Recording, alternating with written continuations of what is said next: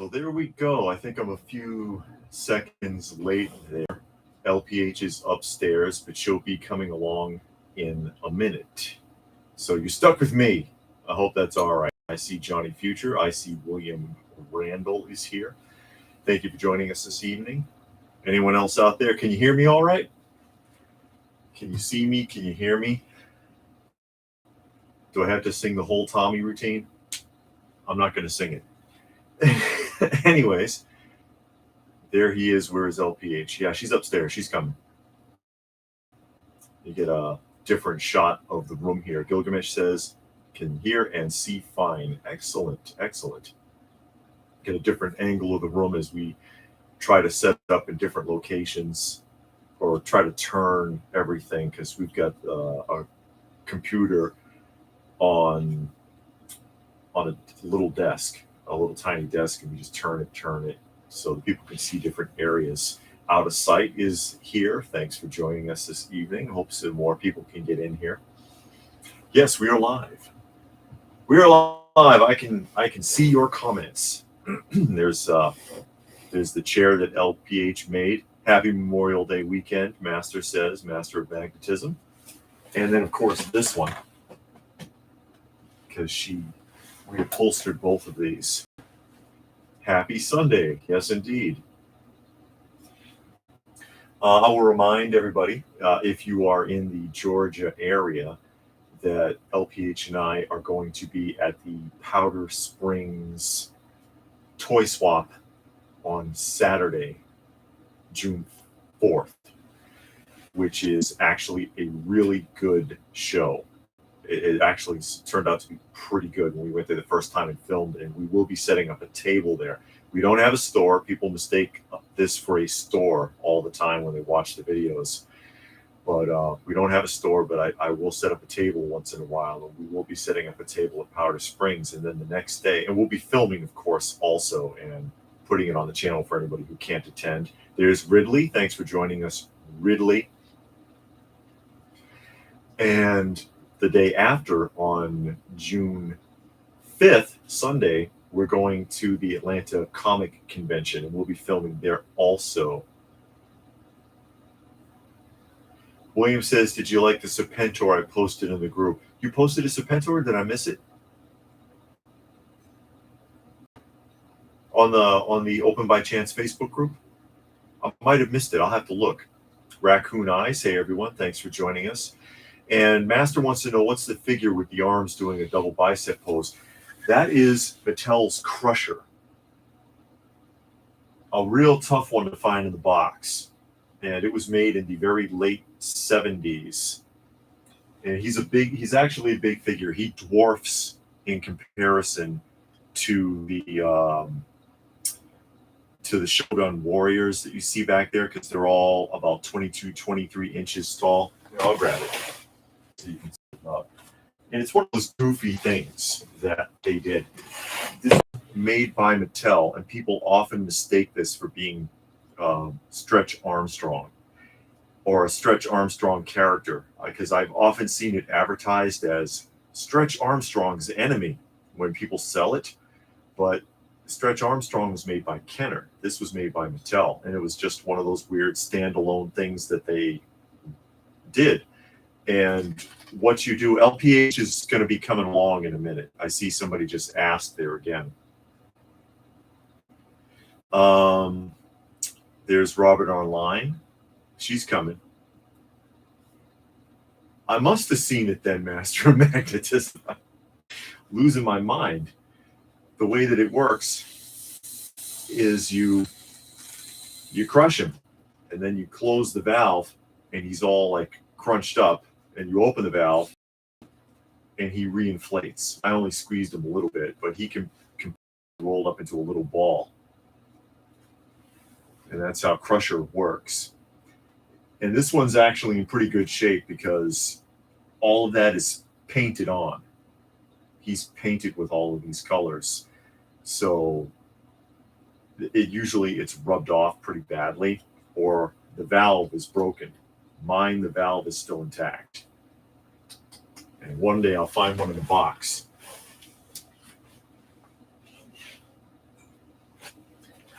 that will be that. Yeah, it's a very unique figure. It's yeah, he looks like a goofy kaiju. Gilgamesh says, yes, indeed, he does. Ridley says, if you thought about getting a booth at conventions, you could flip stuff you find and have more in the budget for what you want. Yeah, and that's what we've been doing recently, actually, is going to, you know, because we set up also at the Gwinnett show, and we filmed that, and the Gwinnett show was pretty good. The Gwinnett show was pretty good also, and we enjoyed that. But we had a table there, and I almost made my money back. And that's okay, though, because if it's something I would have bought anyway, which was the Maskatron, and I got I paid about half of what Maskatron goes for because he's sealed in the box. And Johnny says, hopefully you'll have a clean chat today. Yeah, I hope so. Instead of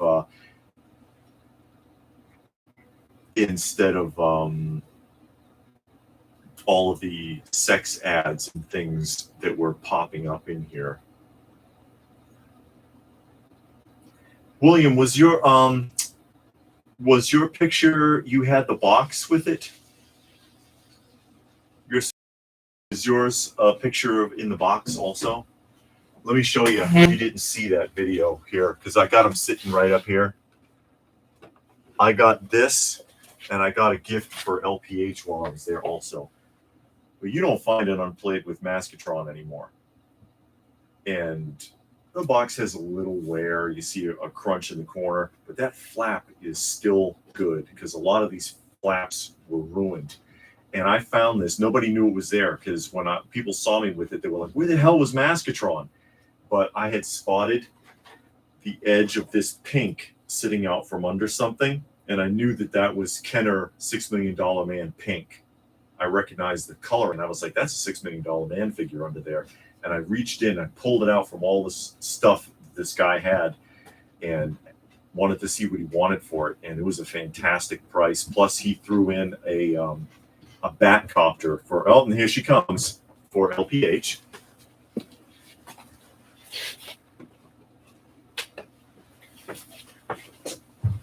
Hi, everyone. Robert says he loves the new view. Let me see. Hey, Master Magnetism, Robert Online. Chris K just dropped in. Say hello. I collect baseball. Just dropping in to say hello. Well, thank you. Let me see. Action figure expert, Ridley, Hot Girls Bunch. You're going to get yourself blocked. Robert said, did you go anywhere this weekend? No, but next weekend. That's what I was just talking about. Yeah, next weekend is a busy weekend. 2 things set up for next week. Yeah. And yeah, action figure expert, of course. Stone Sour. Okay, yeah, William, you had the box with it. I posted my autographed chips. Oh, that's right. Okay, yeah. Because I was trying to remember, but yeah, I remember a Serpentor pictured with a box. That's you. Mm. All right. He posted something on the Facebook group, and I was like, you did? And I had to think about it for a minute. Who is that? Ridley? Was he the one that had the? No, he wasn't the one with the McDonald's. No, they were making. Ridley was making fun of because last time we had all the spam. I know. Ugh. Johnny says you're the real star. Thank you. Oh, Ridley says. Well, I mean, it's all over the place now. All of those old shows are finally. You know what doesn't come out or gets reran? Ally McBeal. Who remembers Ally McBeal? That was a show that came out, I think, in the 90s, but you never see reruns. You never see it streaming anywhere, and you never see box sets of that show. Did you used to watch it? Ally McBeal? No, I don't remember that at all. Mm-hmm. I never watched it, but I remember it being on. She was like a lawyer or something. But you don't see that show anywhere. Yeah. And there's BrawleyCon. Hey, Brawley. Good evening. Did you watch any Star Wars Celebration? Cutting in and out. Not really. Did we get lost, guys? Because we got a prompt. Well, what's his name? Johnny says that we're chopping. Okay. That we're choppy. Okay. It's good, but it seems to be having its moments. Okay. All right. And Stone Sour was asking, did I slow down on my collecting? I have. I have not bought anything new in months. I do have a lot of things on pre-order on Big Bad Toy Store, which I am going to get, but I'm not getting anything else.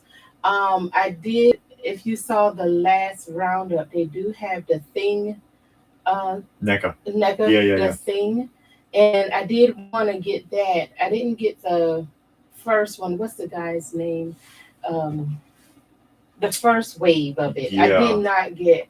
So I probably won't get this one. And it was something else that came out that I was interested in that was in this week's roundup, but oh, it was that Mess of the Universe thing, but you had to that Cold R or whatever it was. Yeah, that's been eaten up by flippers. It's done. So I mean, I just backed off from it, and I'm concentrating on other things and doing other things. So I'm not even worried about it anymore. Oh, Chris K says he liked the Playmate ad video I did a while back. Enjoyed seeing the Exo Squad toys. You mean the catalog tour? Yeah, I do those every once in a while because I've got a lot of vintage Toy Fair catalogs.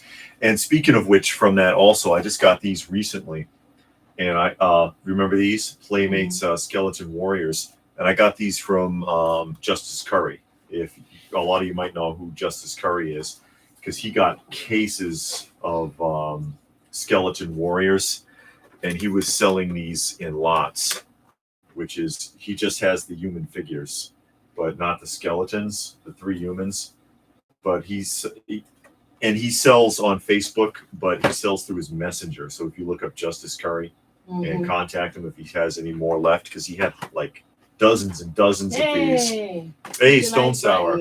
Stone Tower. Thank you. Donated $2 to the cause. Ridley says, we appreciate that. Oh, why on God's green earth is there no classic 80s cartoon on Blu-ray? No He-Man, Turtles, Transformers, so and so. I bet a lot of franchise negotiations is the problem. Because that was on DVD. That was the problem with a lot of them. Like, for example, why it took so long to get the original Adam West Batman on DVD. Oh, there goes Kitty. You see her back there? The original Adam West Batman and also WKRP. It took forever to get that negotiated because WKRP was released on DVD, but they had removed all the music and replaced it with like incidental music. And people were furious because the show used real rock music from the time period. Everybody wants a piece of the pie. And that's the problem. That's what kept Miami Vice from getting along. And with Batman, there's so many guest appearances that that the family estates of everybody who was in that show for 2 minutes, because they did the old window gag, wants a piece of the pie. And I bet you it's something like that right now. Those franchises are hot right now. And the franchise holders are like, yeah, we want a bigger slice, and it's making it hard to do the negotiations, I'm sure. Raccoon Eyes wanted to know, did I finish the Swamp Thing collection? Yes. The 90s she has the whole set. Swamp Thing, yes, I did finish it. I have all of the pieces. And it is starting to creep up because something popped up on my eBay showing one of the pieces, and it's starting to creep up. So those 90 things, those properties are coming up. If you want to get some of those 90s figures, you better start working on it. Like I was showing this now, these Skeleton Warriors are still pretty cheap, but all of those kids who grew up in the 90s watching those shows, they're starting to look back and look for that stuff. Earthworm Jim, Exo Squad, Stargate had a series of figures, Land of the Lost, the TV show had a set of figures, the second television show, the one that sucked. But Conan, the cartoon Conan, even the Galoob Defenders of the Earth, are starting to creep up. They're still really reasonable, but they're coming up. And if you're interested in vintage and you think you can't afford it, yes, you can. But in 10 years, it may not be so. Yeah. Master says there's a lot of lag. I'm sorry.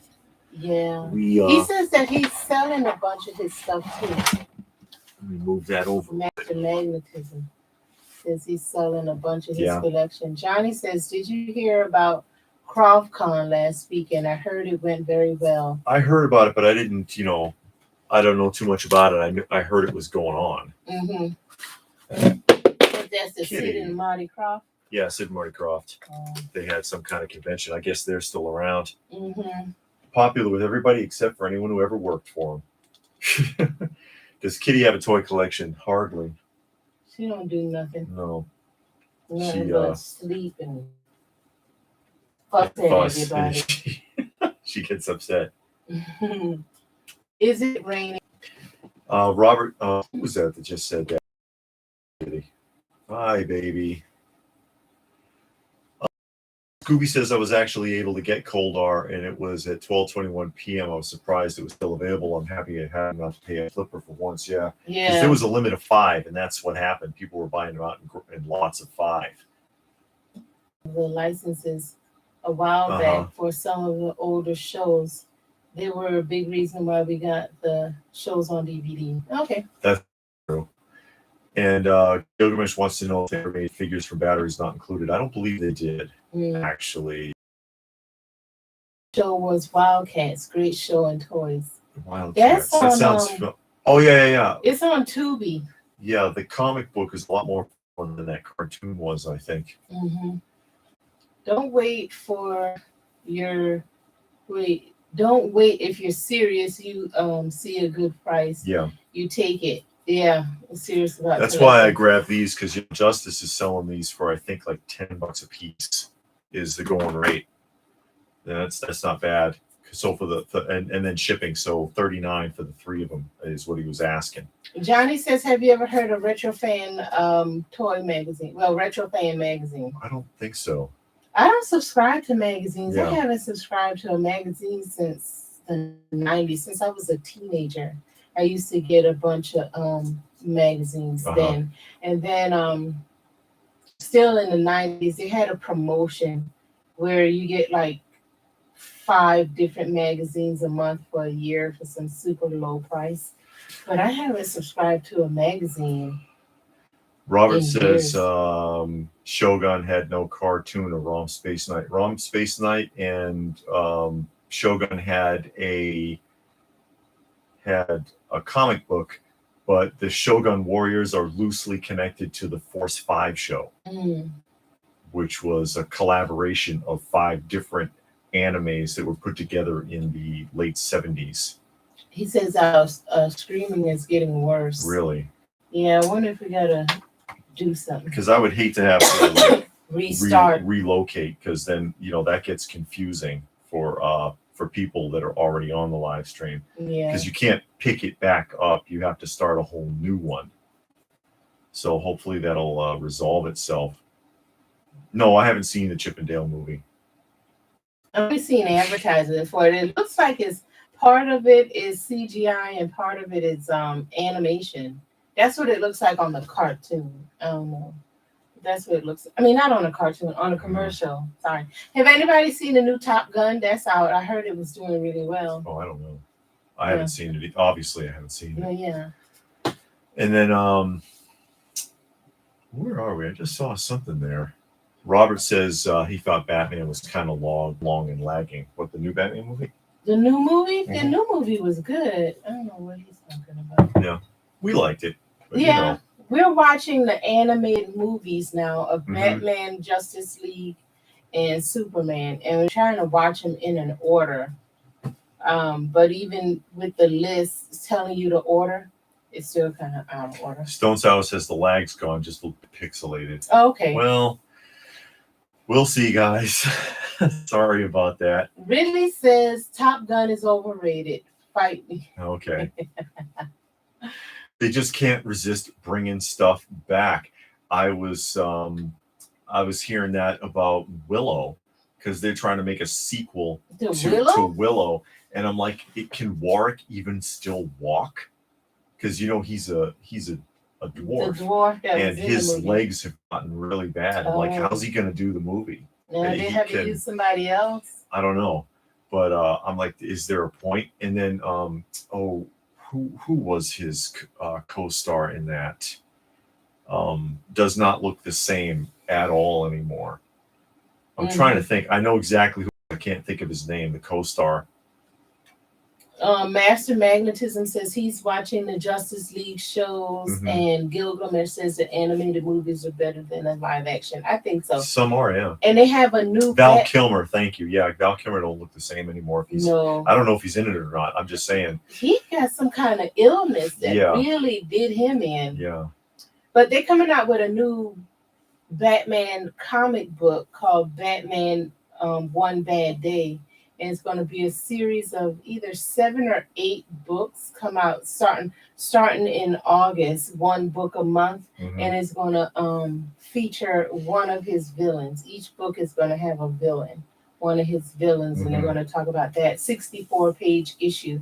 So I'm thinking about getting that. But then I've noticed older comic books is real wordy, and you got a whole story and Yeah. you talking about some things. And the new comic books, they don't talk about nothing. It's all like one word, a bunch of pictures. Because even like my, you know, I've got the original Popeye in Omnibus Mhm. from like the 30s, and you can sit there for hours reading that because it's mostly dialogue. Mm-hmm. And I'm like, nowadays they just don't do that anymore. The dialogue is drastically reduced. But a lot of the older books were very wordy. Yeah, and so I'm interested in the book and getting it. I might look at it, go to the bookstore and look at it and see what it looks like. Because like right Mhm. now I'm reading the Swamp Thing from the 70s, and it's really good. It's real wordy. You get a lot out of it. Because I honestly don't look at the pictures that much, and I know a lot of people, they look at the pictures and all of that, but I honestly don't look at the pictures. I just read the Mhm. book. And that's probably the wrong way. I Well, think that's why I want an omnibus, because I like to just read yeah, it. yeah. I look at the pictures a little bit, but I don't really study it and get a good, Mhm. this person had on this outfit and number 10. I don't know none of that. I just read the book. Stone Sour says he wasn't interested in Top Gun, but after the reviews, he thinks he's going to give it a shot. Okay.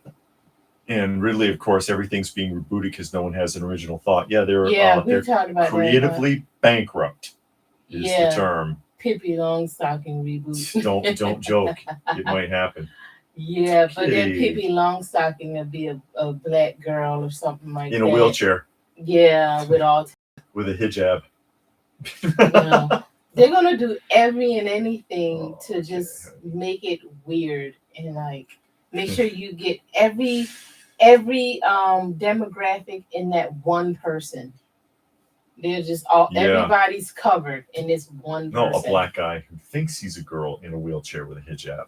Yeah. There we go. You And cover all your autism. bases. And autism. Yeah. Oh my God.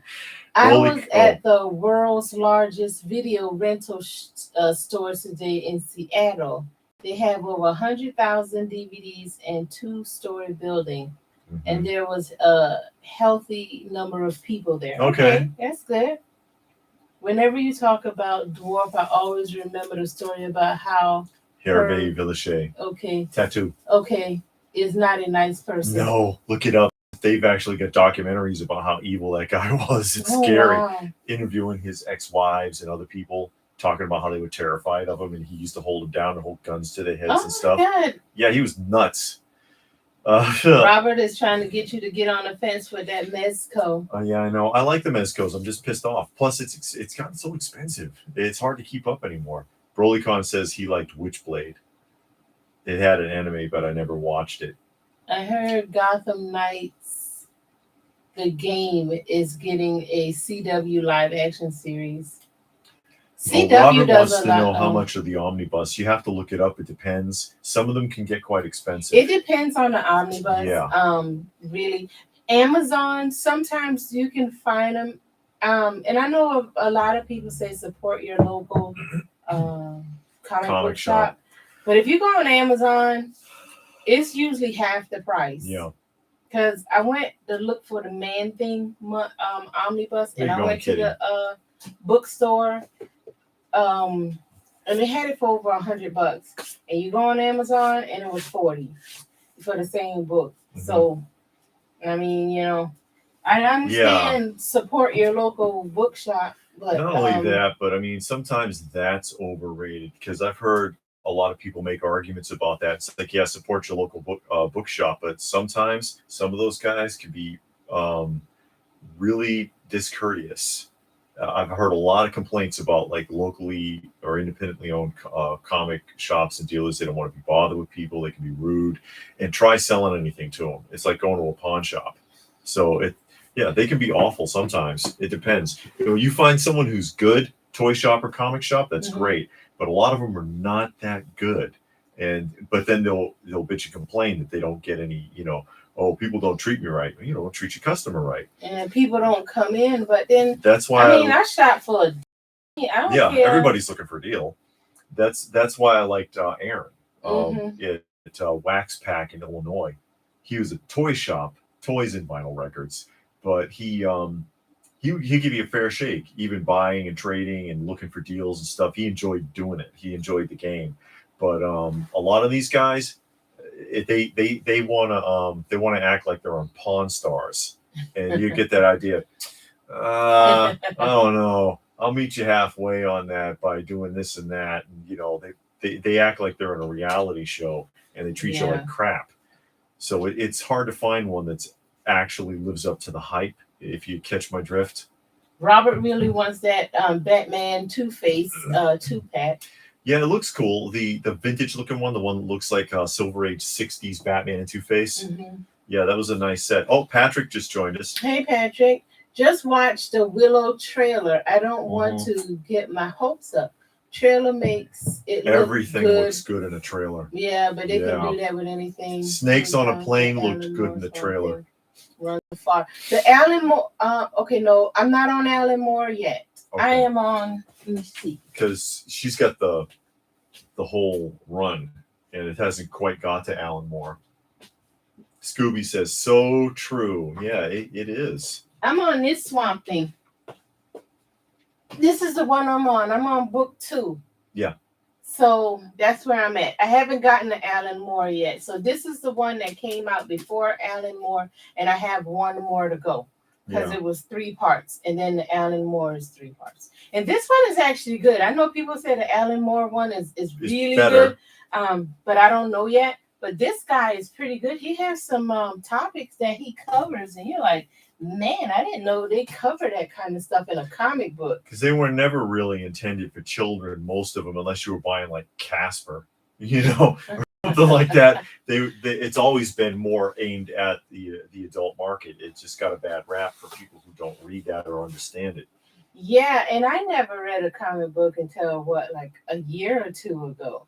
Out of Sight says, "Who Framed Roger Rabbit" is a movie I think no movie company can't remake and be good. They talked about doing it, didn't they? A lot of movies they can't remake and be good. Yeah, but they remake it. They remake it. The one I think of is Rollerball. The original Rollerball with James Caan is a brilliantly done film. But then they did a remake with LL Cool J, and it was trash. It was absolute trash. They concentrated on the rollerball aspect. Because the original film, it's not about the sport. Yeah, it wasn't about the sport. He just happens to be an athlete. Mm-hmm. So let me see. Even the Matrix reboot was horrible. Why not a continuation of the original movie? Left. I thought it was a continuation. I don't know what happened because I didn't see that. And I didn't see the remake either of Bill and Ted. And I'm a fan of the original Bill and Ted. Mm-hmm. But when the new one came out, they got 2 daughters. And I'm like, but wait a minute. At the end of the second Bill and Ted, when they had kids, it was 2 boys. Oh. So I don't even want to know what happened. I'm like, what are you doing? Keanu Reeves will maybe they had more kids, because what was that, 40 years ago? I have no idea. But can somebody tell me, did anyone see the third one? Is it even worth looking at? Because you can't trust reviews. That's why I was saying that was a test, by the way. I don't know if anyone realized Snakes on a Plane, because they hired actors to pretend that they viewed the film and they put out fake reviews. Look it up. I'm serious. They put out fake reviews for Snakes on a Plane, giving it 5 stars. Oh, best film, fantastic. And people believed the reviews and went to the movie, and it was trash. It was it was like a B level disaster film like Sharknado. And Sharknado is only good if you watch it with riff tracks. Yeah, if you're making fun of it, it's fun. Yeah, it's fine because she but likes just to watch it. Yeah, I would like to see the rest, but I'm not gonna watch it without riff tracks. But Brolycon was saying. Oh, okay, yeah. Let's catch up. We try to keep up, guys. You know. There was a local comic shop near my town. I went there, and he had a key issue, first appearance of a character that came out that week for $50. I just walked out. Yeah. See, you just buy your stuff on Amazon. And that's pushing it with modern stuff. That's pushing it. You know, because you can't rely on it. They're trying to. People are looking at the modern stuff as an investment based on vintage books, but finding vintage books in decent condition is difficult. That's why grading has gotten so important. Johnny was asking, did I see the new Dracula ring? It's only $25 and it's die cast. No, I didn't see that. I'll look it up because it might fit with my depending on what it looks like, it might fit with my oh God, now I can't. Bela Lugosi. No, not Bela Lugosi. Okay. God, I cannot think of his name from Dark Shadows. Barnabas. Barnabas Collins. Yeah. Yes. It might fit because I do need a ring for that, but I'll look it up. I didn't see it though. Ridley says there's a mom and pop burger joint near me. The owner is a World War II veteran. He isn't a people person to say the least, but makes great burgers and fries. Oh, so he's soup Nazi. He's soup Nazi. But see, old people get a pass. Old people like that. The guy was in World War II. Yeah, he gets a pass. If you were to get him by himself, he's probably not bad. Stone Sour, are you asking me about the interest in Kenobi show? Well, we don't have Disney Plus anyway. What's a Kenobi? Ben Kenobi, the new show. Oh, that Star Wars continuation. I don't want to see There's that. already a controversy because of the actress playing the third sister. Because of some comments. She made some comments about how Star Wars doesn't represent black people, that there's never black characters showcased. And it's like, really, there aren't? Yeah. If this is even true, because you never know. This is just, it's buzzing in the media that apparently she said this in like her Twitter or who cares. But it's like, really? You've never seen a prominent black character ever in Star Wars? Samuel Jackson. Yeah, he was in like what, 3 of the films and the animated series. Billy D. Williams. He was in the original. Yeah. Even what's his name from Last King of Scotland? You know the actor? What is his name? Forrest Whitaker. He was in the new trilogy. And the guy from Breaking Bad. Oh, that's right. Yeah, in Mandalorian. Yeah. Yeah. Prominent villain in Mandalorian. But I mean, if you feel that way, what are you taking the job for? Yeah, why take the part? Yeah. You know, if you feel like, oh, black people ain't being represented, or people of color, because that's what it said. People. Then take a hike. Yeah. So at least, or if you think that, let's say, okay, let me research first. Let's go back to the beginning. Look and see. She don't know anything about the franchise. Yeah, you don't even have to watch the movie. You can just look up the cast and say, oh, okay, 5 black people was in this episode, 3 in that one, 5 in this one. Yeah. It's something. Don't just get on the computer and just say anything. Then you look stupid. And it doesn't even matter. It doesn't even matter anymore. Well, it don't even match because it's not even true. Yeah, Master says, I don't sell figures at toy comic shops much. Last time I tried to sell some hot toys to the guy who wanted to give me $4.50 for 4 hot toys. You're lucky you were offered that much. Usually they want to offer you like 15% on the dollar, even on trade. You know, 10-15% is what you're really looking at. Graphic Man has just joined us. Hey, Graphic Man. The Batwoman show just got canceled for being woke trash. No one watched it. That's the one where they used a black girl as Batwoman. I saw. And they changed her from a white cast. Didn't it start off? I never watched it. Didn't it start off with a white character and she left and then they replaced her with a black person? I mean, I know they like to swap characters sometimes, but I think that one's a bit obvious. Never learned. Oh, now she's gonna be Tomb Raider. They're gonna redo Tomb Raider. BrolyCon, I don't remember a live action Bill and Ted TV series. I remember the Saturday morning cartoon attempt. I want a American Werewolf sequels, not just in Paris. Mm-hmm. American Werewolf in Bangladesh. I remember where no one will care. American Werewolf in China. Yeah. I'm wanting to start collecting loose figures of the real Ghostbusters. Any thoughts? I'm wanting to collect some loose items. I love the figures, Mm-hmm. and I'm looking for something less than $300 than $100. It won't be easy. You're talking about the Filmation versions? Or the 80s ones. Yeah, because or he says real Ghostbusters. Oh, and yeah, I guess that's the some of them aren't that bad. It depends on what you're looking for. Because some figures are a lot, and she has a complete set of the Universal Monster crossover ones from Ghostbusters, and they weren't that expensive by comparison, actually. But they were the 80s, 80s or 90s. I think late 80s, late 80s. 90s, something like that. That one, not the real Ghostbusters that came out in the 70s. John McJunkins just joined us. Is I that right? hated the Karate Kid remake. Yeah, John McJunkins is. Sorry, I'm late.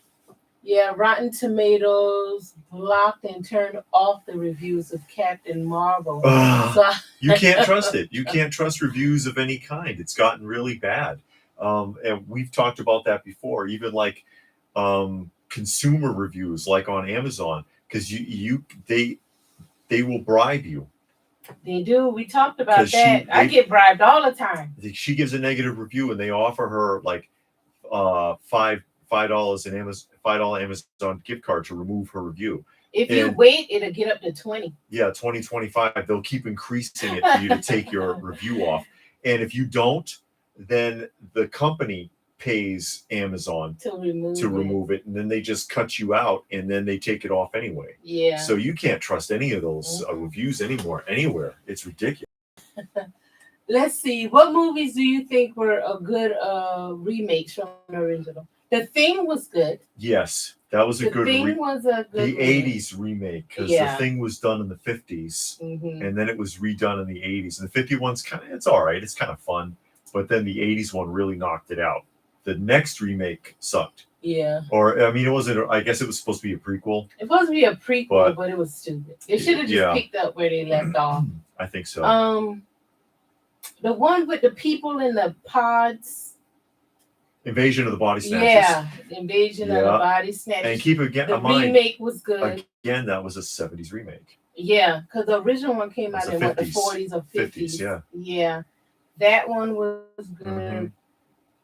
RoboCop, the reboot of RoboCop actually wasn't that bad. The one with Michael Keaton, but the fact that they called it RoboCop, I think that's what really pissed everybody off. They say, don't tie it into RoboCop, make it its own thing, like RoboCop, but don't call it RoboCop, because it had a completely different feel.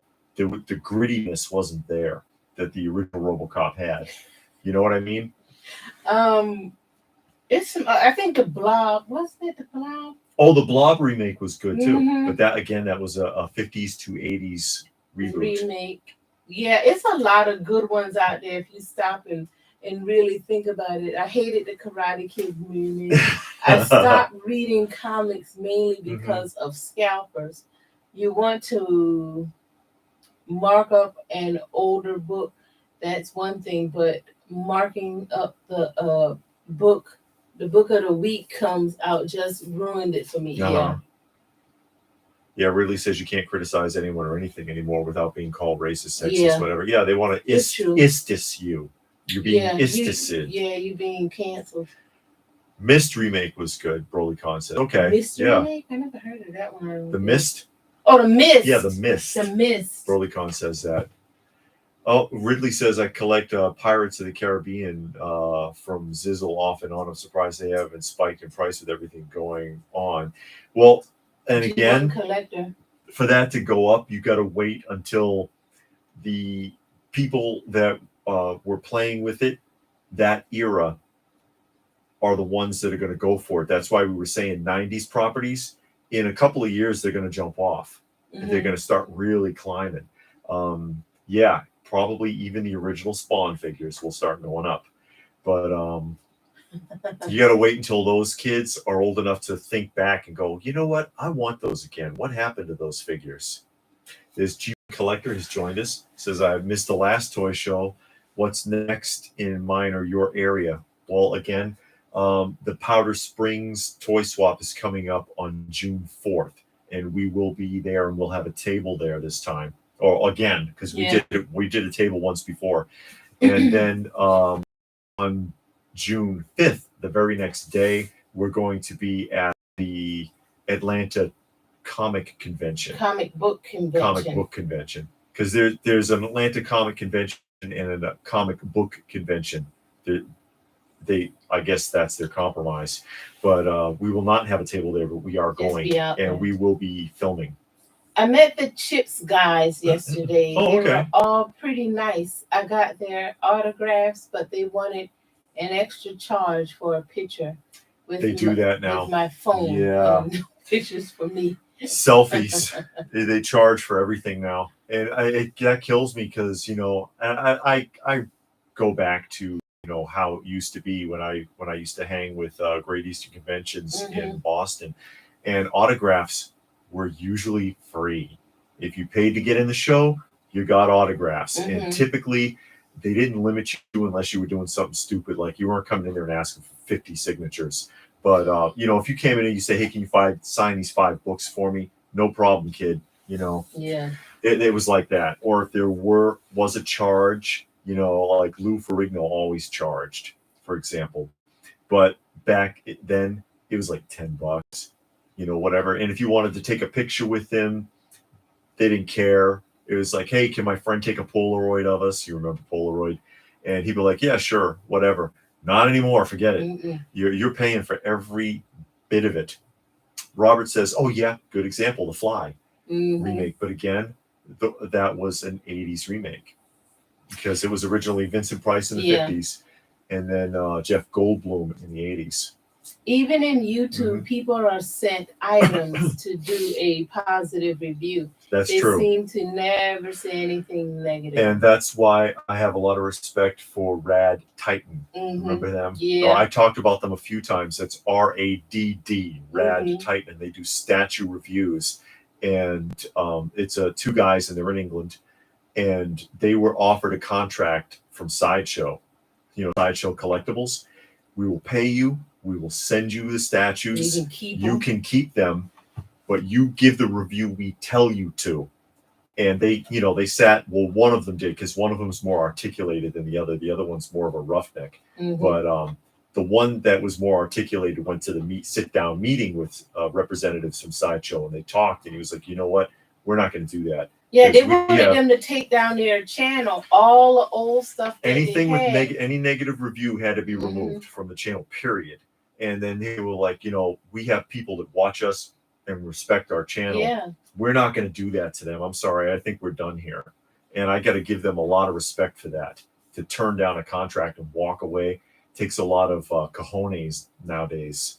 Because most of these guys don't have on these YouTube channels. I mean, you're going to get a free statue and get paid. You work for Sideshow. You might can be a little influencer at Sideshow. People really want this or like that, or how about this, and you turn it down because you got integrity, and a lot of people don't have integrity. No, they want that money. Oh, give me my free stuff and my money. Yeah. You'll get a fantastic review, no matter how much it sucks. I know.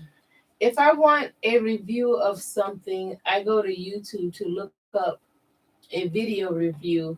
At least I can see something. Yeah. And I like looking at the reviews of statues. And see it for yourself. Yeah, even if they blow it up, you can still look at it and be like, You can get an idea of what it is. But to read a review, especially on Amazon, Oh, MIB is here. MIB Master Toy Museum. Hey, he has a channel, by the way, guys. He has his own little toy museum as well, just like we do. And he does a lot of videos and a lot of reviews. MIB Johnny is very passionate about his collection. Passionate is not the word. Yeah, so it's he can be fun to watch. I recommend checking him out. And there's Kaiser Kaiju has joined Hey, us. Kaiser. Hi. Let's see. Oh, Kaiser says he likes this angle. Yeah, you can see more of the museum. But Yeah. I recommend checking out Johnny's channel. There's a few people that we do like to watch, not because they're huge channels necessarily, because there's toy channels out there that got like 100,000, 200,000 subscribers, whatever. But sometimes the channels that aren't so big get some real heart. Well, you want some good, solid Mm-hmm. talking and reviewing and, some honesty.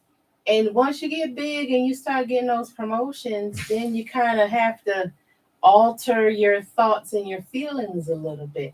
You get a figure and you open it up and the leg fall out. You're like, oh, yeah, that's okay. That often You happens, can just glue that. Yeah, but you get the hair dryer and you stick it back in there. And it's okay. Nobody want to hear that. No. Robert wants me to give Kitty the catnip. What's a cat? Oh, them Catnip. those flowers. I mean, the grass or whatever. Ridley says, "How much is your soul, David? Because everyone has a I would lose the contract. I think I would get into trouble." Yeah. Oh, Stone Sour wants to know if I had a lot of signed books. Oh God, I had long boxes full of autographs. The only person who ever put, and I've talked about it before, that came to those shows that put a restrict. Sam Keith signed like 10 books for me. Eastman and Lyard signed like 10, 15 books for me. They were totally cool. The only one that ever put a restriction and gave me a hard time was Todd McFarlane.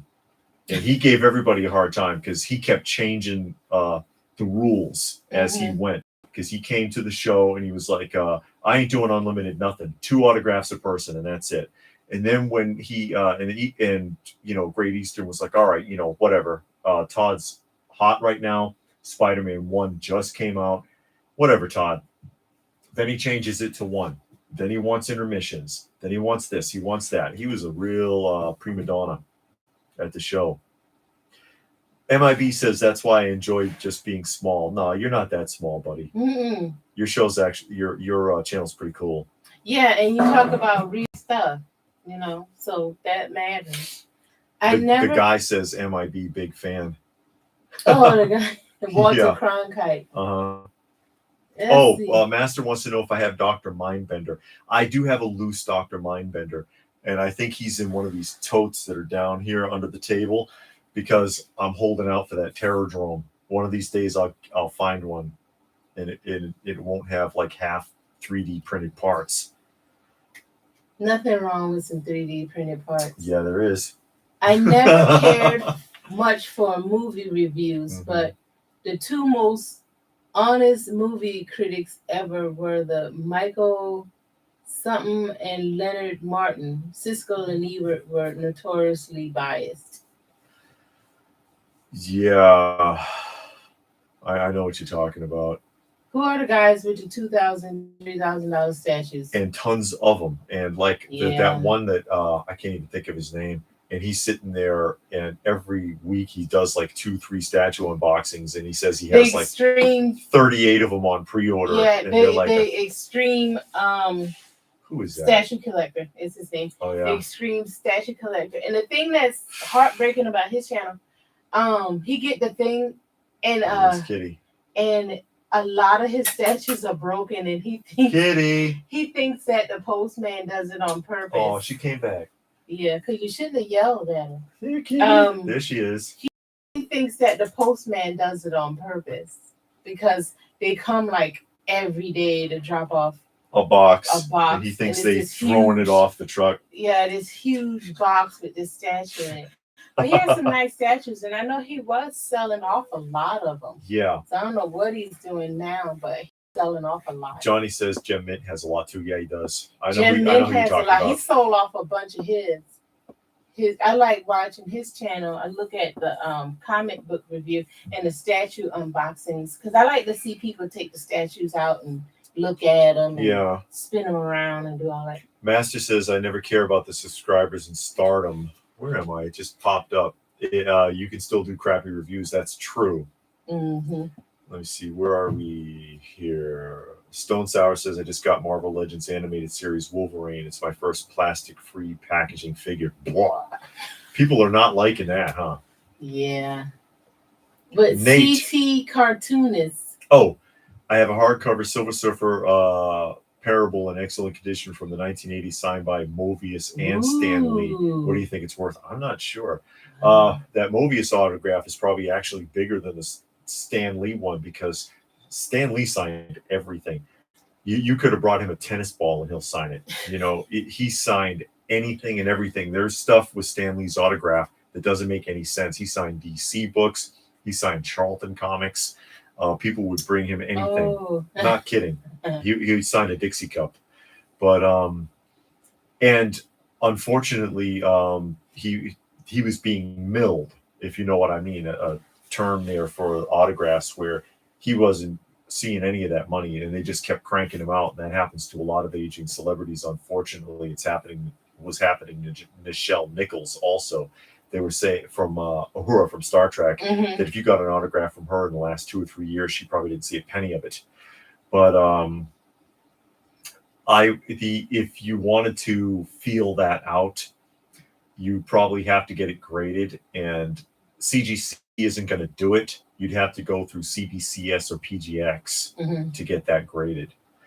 But because they will authenticate the autographs, but off the top of my head, I'm not sure.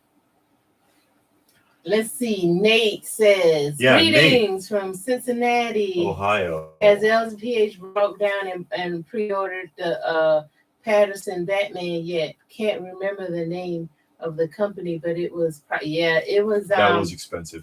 Prime 1 or XM. I think it was Prime 1 or something. I don't know, but no, I did want that. If I had like a super job or something, making like tons and tons, yeah. But I would love that figure though, but nope, it's not going to be added to this collection. No, Ridley wants to know if I ever saw the WWE Mattel Andre the Giant Bigfoot from the $6 Million Man. Yeah, the TV or the movie stars exclusive figures they had, like they had the Nada Roddy Piper figure and stuff like that. Never saw that one on the shelves. I saw all the other figures on the shelf. Never saw the Bigfoot one on the shelves. Sell a bunch of Hot Toys to get a Prime 1. I have one Hot Toy figure, and that's it. Yeah, she has the original Hot Toys Predator, the very first one they released, is the one that she has. It's back there somewhere, isn't it? Standing up, yeah. MCE is another $2,000 plus. He's mostly Star Wars. His background is cool. It's like sitting in the Death Star. Okay. That other guy, Flankster, I think that's his name. I think it's Flankster and then some numbers. He has I think he said a 4-bedroom house, all little bedrooms, living room, everything is statues, and every room is like a different one, like a different theme. Yeah. His is nice too. Even the garage got stuff in it. Brolycon says, yeah, Stan Lee signed anything. Don't pay too much for his autograph. There's hundreds, if not thousands, of key issue books signed by him. Tens of thousands, hundreds of thousands, because that's all he did for the last decade of his life, was sign autographs. And it's the same thing with like there are certain celebrities that are like that, because remember I just mentioned Lou Ferrigno. He was circulating in like 1990, 1991 on the conventions already, doing autographs. That's all he's done for the last several decades. How many Lou Ferrigno autographs do you think are out there? And it's a handful of people. That's all they've done for decades. So yeah, there are many, many Stan Lee autographs. And I know he was like prominent in Marvel, but I don't think it's justified for him to have signed every Marvel book. If he had something to do with the creative process of that particular book, I can understand. But he doesn't need to sign like copy #1 of Spider-Gwen. You know, he really didn't have anything to do with it, you know. Johnny says he signed Batman #1 book. Stan Lee did. I think I heard that. He don't even work for DC. No. I don't even think he was at the time. Somebody laid a book in front of him and he just that's signed it. what I was saying. He would sign anything. He would sign anything. He was signing Hulk. There's a whole. I don't think they're around anymore, but he was signing Hulk Halloween masks across the top lip, so it looked like he had a mustache. He would sign anything you put in front of him. Oh boy. He had no scruples where that was concerned. Have y'all seen Unparalleled Universe Lizard reviews? It looks way better in hand, and articulation is wonderful. No, I haven't seen that actually. Thanks for the room tour. Oh, for the tour. No, there's no store. I mean, It says, I met Lou in person and got his autograph at Dragon Con. Oh, okay. Was he nice or dismissive? He has a bad reputation. That's why I'm asking. And myself included. I've had run-ins with Lou back in the 90s. I don't know. And I hear that people are like, oh yeah, you nothing has changed. But you never know. It says that he's supposed to play a cannibal in an upcoming horror film. Really? Mm-hmm. Stone Sour says he read that Mark Hamill is the worst person to get an autograph from. I heard that also Harrison Ford can be pretty rough too.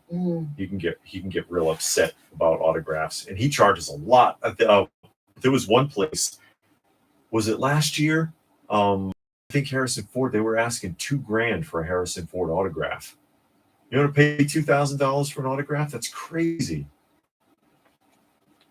BrolyCon said he got Spider-Man 350 signed by Stan Lee because it was his first comic. I got it when I was 12. I'll be buried with it. We saw the thing on YouTube about the guy with the Star Wars funeral. Yeah, that's right. He had the Star Wars funeral, and all of the people came dressed up in cosplay, Darth Vader and the Stormtroopers. And he was cremated, and his ashes were in an original lunchbox. I think it was his lunchbox. Yeah, it was his childhood lunchbox, and he had his ashes in it, and the person as Vader was carrying it in the procession. Nothing wrong with that. Different. Better than what you normally get at a funeral. John McJunkin says he bought 2 Boris Vallejo original paintings at an estate sale, spent $65 at a blind auction, about passed out when he saw what he had purchased. What is that? Worth a lot more than $65. What's Boris Vallejo? An artist. Oh. Ridley says they imagine a Big Mac wrapper from the 80s with Stan Lee's autograph on. I wouldn't be surprised at all. Gilgamesh wants to know how often we rearrange things. A lot. Yeah, I just did some rearranging yesterday. Because you get something new and you got to try to fit it in somewhere. You got to try to make that space. Yeah, you take this down because it's been up long enough. You take it down and you put something else up that's never been up or hasn't been up in a long time. And you just keep switching things out because that's what you do. Yeah. Switch things out. Johnny wants to know if you could meet an old age comic writer or creator alive today, who would it be? And he says his would be Sergio Aragonés. Oh yeah, of course, Mad Magazine and Gru Comics, which was a Marvel. Was it Marvel Epic Comics? Gru, I think. I would want to meet. Oh God, what is his name? Mm-hmm. The guy who did the original Popeye. I don't know any. I can't think of his name. Writers, so or the writer artist from Tintin. Oh yeah. Actually. I don't know any comic book writers. So Nate Peeth says he's got to pull out. He says I'm about to pull a David and Jump ship on Mezco 112. No. Still waiting on Deluxe Wolverine and Snyder Cut 3-pack. Feel like I pre-ordered 4 years ago. Yeah, I know. I'm still waiting because I said I would still honor my pre-orders. I still have pre-orders from that time, from like over a year ago, that have not processed, including the 1989 Batman. And people are wondering if that's just going to get canceled. I have pre-orders pre-2020 that haven't come in yet. And Brolycon says he met Lou and Lou was very dismissive. Okay. Johnny Future Stallone signature is $850. I have a hard Wow. time paying $250 for Michael J. Fox. I got that Silver Surfer Parable signed in the mid '80s at New York Comic Con when Stan and Morbius was there on the same day. Morbius also drew a small picture under his signature. Oh, okay. So signed and remarked. That's important. Is that on the cover or on the inside? You know, back in the day, it was traditional for a comic. Lots of comic books, Silver or Golden Age, or even Bronze Age. Always, at very least, look on the first page, because before the mid '90s, it was customary for even a comic book to be signed on the first page, on the inside, on the bottom, not on the cover. Signing comics on the cover is a modern concept. Okay. Lou Ferrigno was super nice to me, says Exotic Car. We talked and talked about movies and bodybuilding for about half an hour. Really? Yep, back in 2015. He must have been high. I don't know. I'm just like, that's kind of surprising, because I've seen him be kind of like I say, rough with people. Like, you know, will you move along, please? Did you pay yet? You know, that kind of stuff. That's the one I hear. Did you pay for that yet? Boris Vallejo is a fantasy mystical artist since the early 1980s. Okay. Neil Adams was cool. Signed a Batman book for me. I remember he would just change the drawing of character autographs were free. Simon and Schuler, I don't know what that means. I never pre-order. I just buy when they're out. That's what Robert says. So when does it get to the point where you shelve figures in the bathroom? Never. No, we ain't doing that. It doesn't go outside of this room here. If it's too much, it goes in the tote. Yeah, if it's too much, it gets boxed up and put away. Yeah, and we wait until a better day. Yeah, until, wait a few months, take something down, put something else up in its place. But nothing goes outside of this room, because once you do that, then it's starting to become something else. Out of Sight says they're waiting on the Mezco Ghost Rider. And Kaiser says soon you'll have to pre-order a hamburger and wait 8 years to get it. It seems like it. Fast food ain't fast anymore. No, You've been been wait for that food for a while. Seeger. What's Seeger? The Popeye original Popeye writer was Seeger. E.C. Seeger. Okay. Yeah, just because I was talking about it. Mezco has a lot of release problems, becoming like Big Chief Studios. Yeah. They have been getting very delayed, but then also a lot of these customers have been allowed themselves to become conditioned to keep waiting and keep waiting. So it's not as much of a problem anymore. Yeah. I mean, what can you do? You order it, you wait. They send you a little notice. Oh, it's in tooling, it's in the print shop, it's in the paint shop. Yeah. It's getting dried off. Some garbage. Sending you an email telling you something. Ridley says they remember stories of Carrie Fisher being pissed that fans would bring stuff for her to sign and then just flip it on eBay. And I can understand that. Yeah, that would be annoying. I mean, if you're legitimately a fan and you just want to have that connection to that item, that's cool. But a lot of people do autograph hunt just because they think it's going to add value. That was the whole big thing with getting Pops signed. Funko Pops, because you'd hear pop collectors all the time saying, well, if the value of the pop goes down, I at least still have the autograph and that'll help it out. Well, then you don't really care about that pop. You just care about what you think it's worth. And that autograph is not going to help it. I promise you, especially not for the prices that you're paying for autographs now. Yeah. Getting whichever number Jason, some actor that you couldn't see, played in which version of the film, paying him like $60 to sign the front of your pop is not going to increase its value. It's still going to sell for less, you know. I got Jack Davis a book he signed. He seemed to be an oh, did we read it? I keep autographs. No, No BS selling. Yeah, that's scummy, he says, yeah. Robert. Some people put things on the ceiling. We've a lot of people that. do that. Yeah, we've seen that in a lot of videos. I don't know videos. how well you can appreciate it because you're gonna walk around in your room like this. You know, I think it's I don't cool know. if it's a yeah, or if it's something that can hang, like people hang ships, like Star Wars vehicles and stuff, and GI Joe aircrafts. Yeah, but as far as like actually just sticking a figure straight to the ceiling so it's looking down on you, I don't know how I feel about that. I don't think I would want to do that. I like the posters and stuff. Gilgamesh says, I said nothing would leave my toy room too. Now I have 2 toy rooms. Gotta do something with that guest bedroom, don't you? Yeah, guests don't come by and stay with you. And you know, no, you got to. They can sleep on the couch. No, but if you give them too comfy of a spot, then the weekend becomes 2 weeks. 2 weeks become a month becomes a year. Yeah.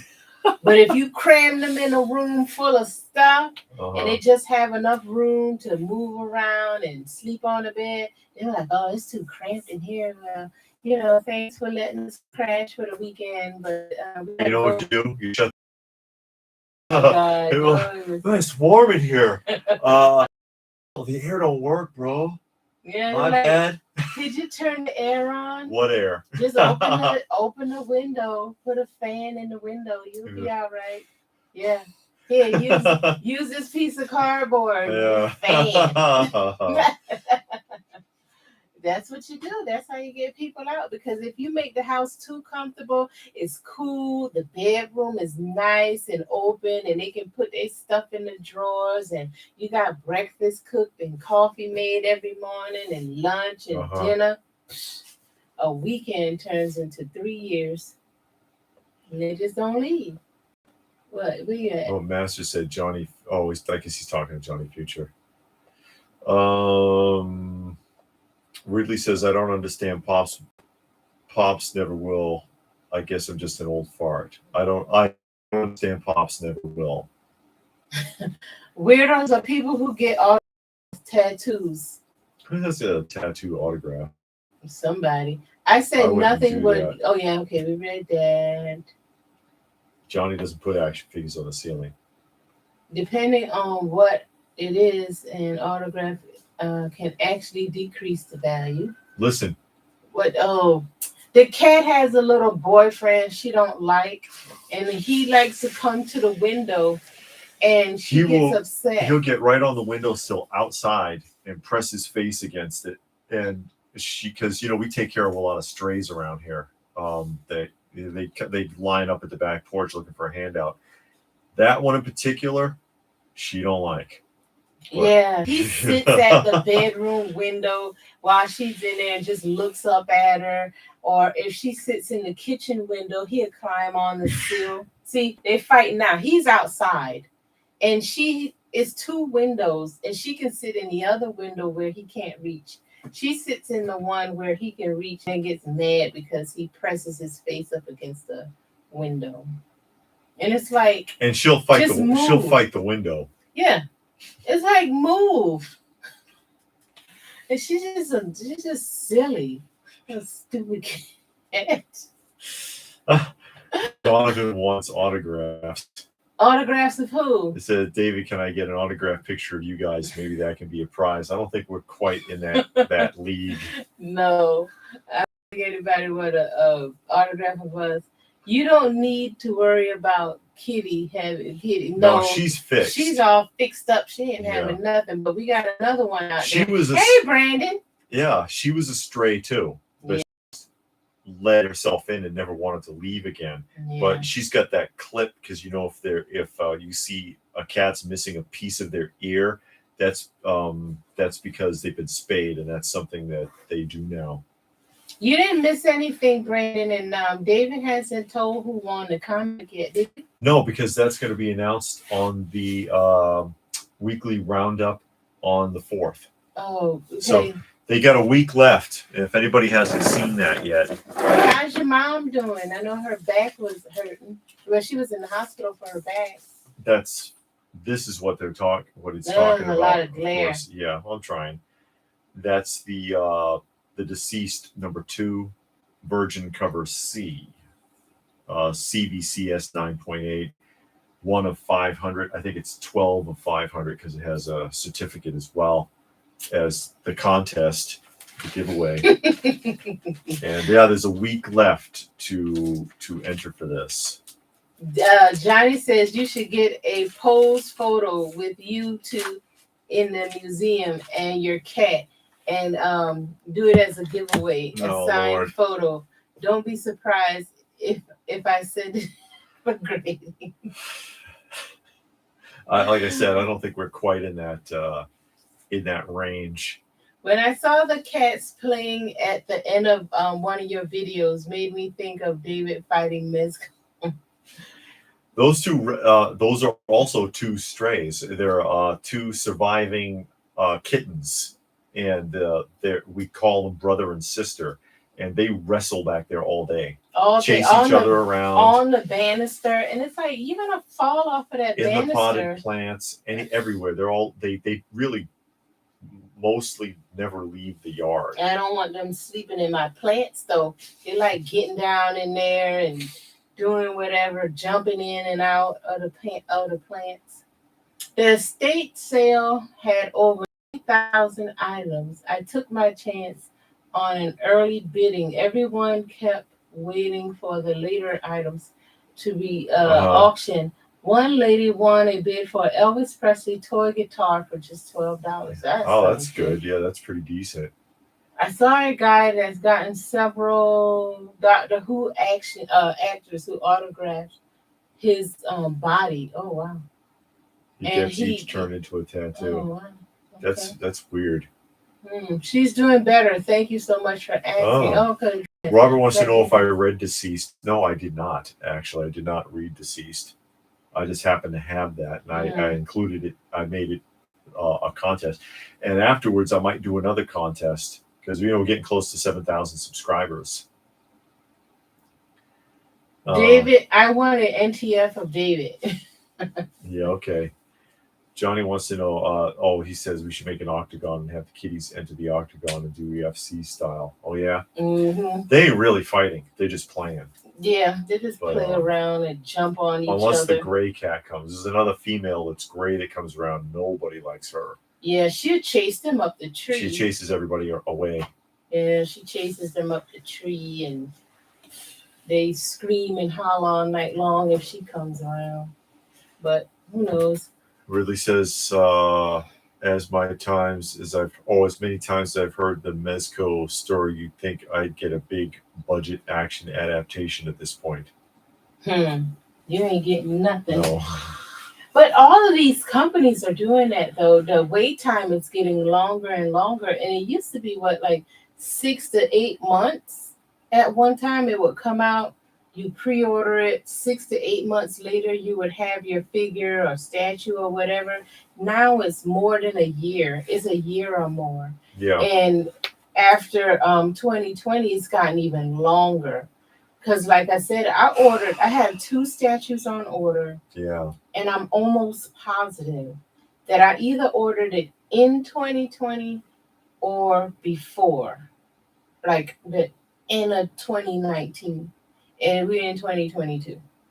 And I'm getting no updates on, when is this going to come out or. And I still have that Tom Baker 4th Doctor from Big Chief Studios. Didn't you order that in 2020? Probably. Can't even remember now. And it's because it's been delayed 3 times. And it's not because of the virus scare. It's because that's how Big Chief is. Big Chief Studios. Everything they ever did been delayed. Even before all that. Master says Jurassic World Dominion comes out June 10th. Looking forward to seeing that. I hear it's the end of the franchise. Really? Sometimes you need to just cut that screen. I haven't seen but the first Jurassic Park when it came out. I never saw any. I saw it in the theater. I never saw any other ones.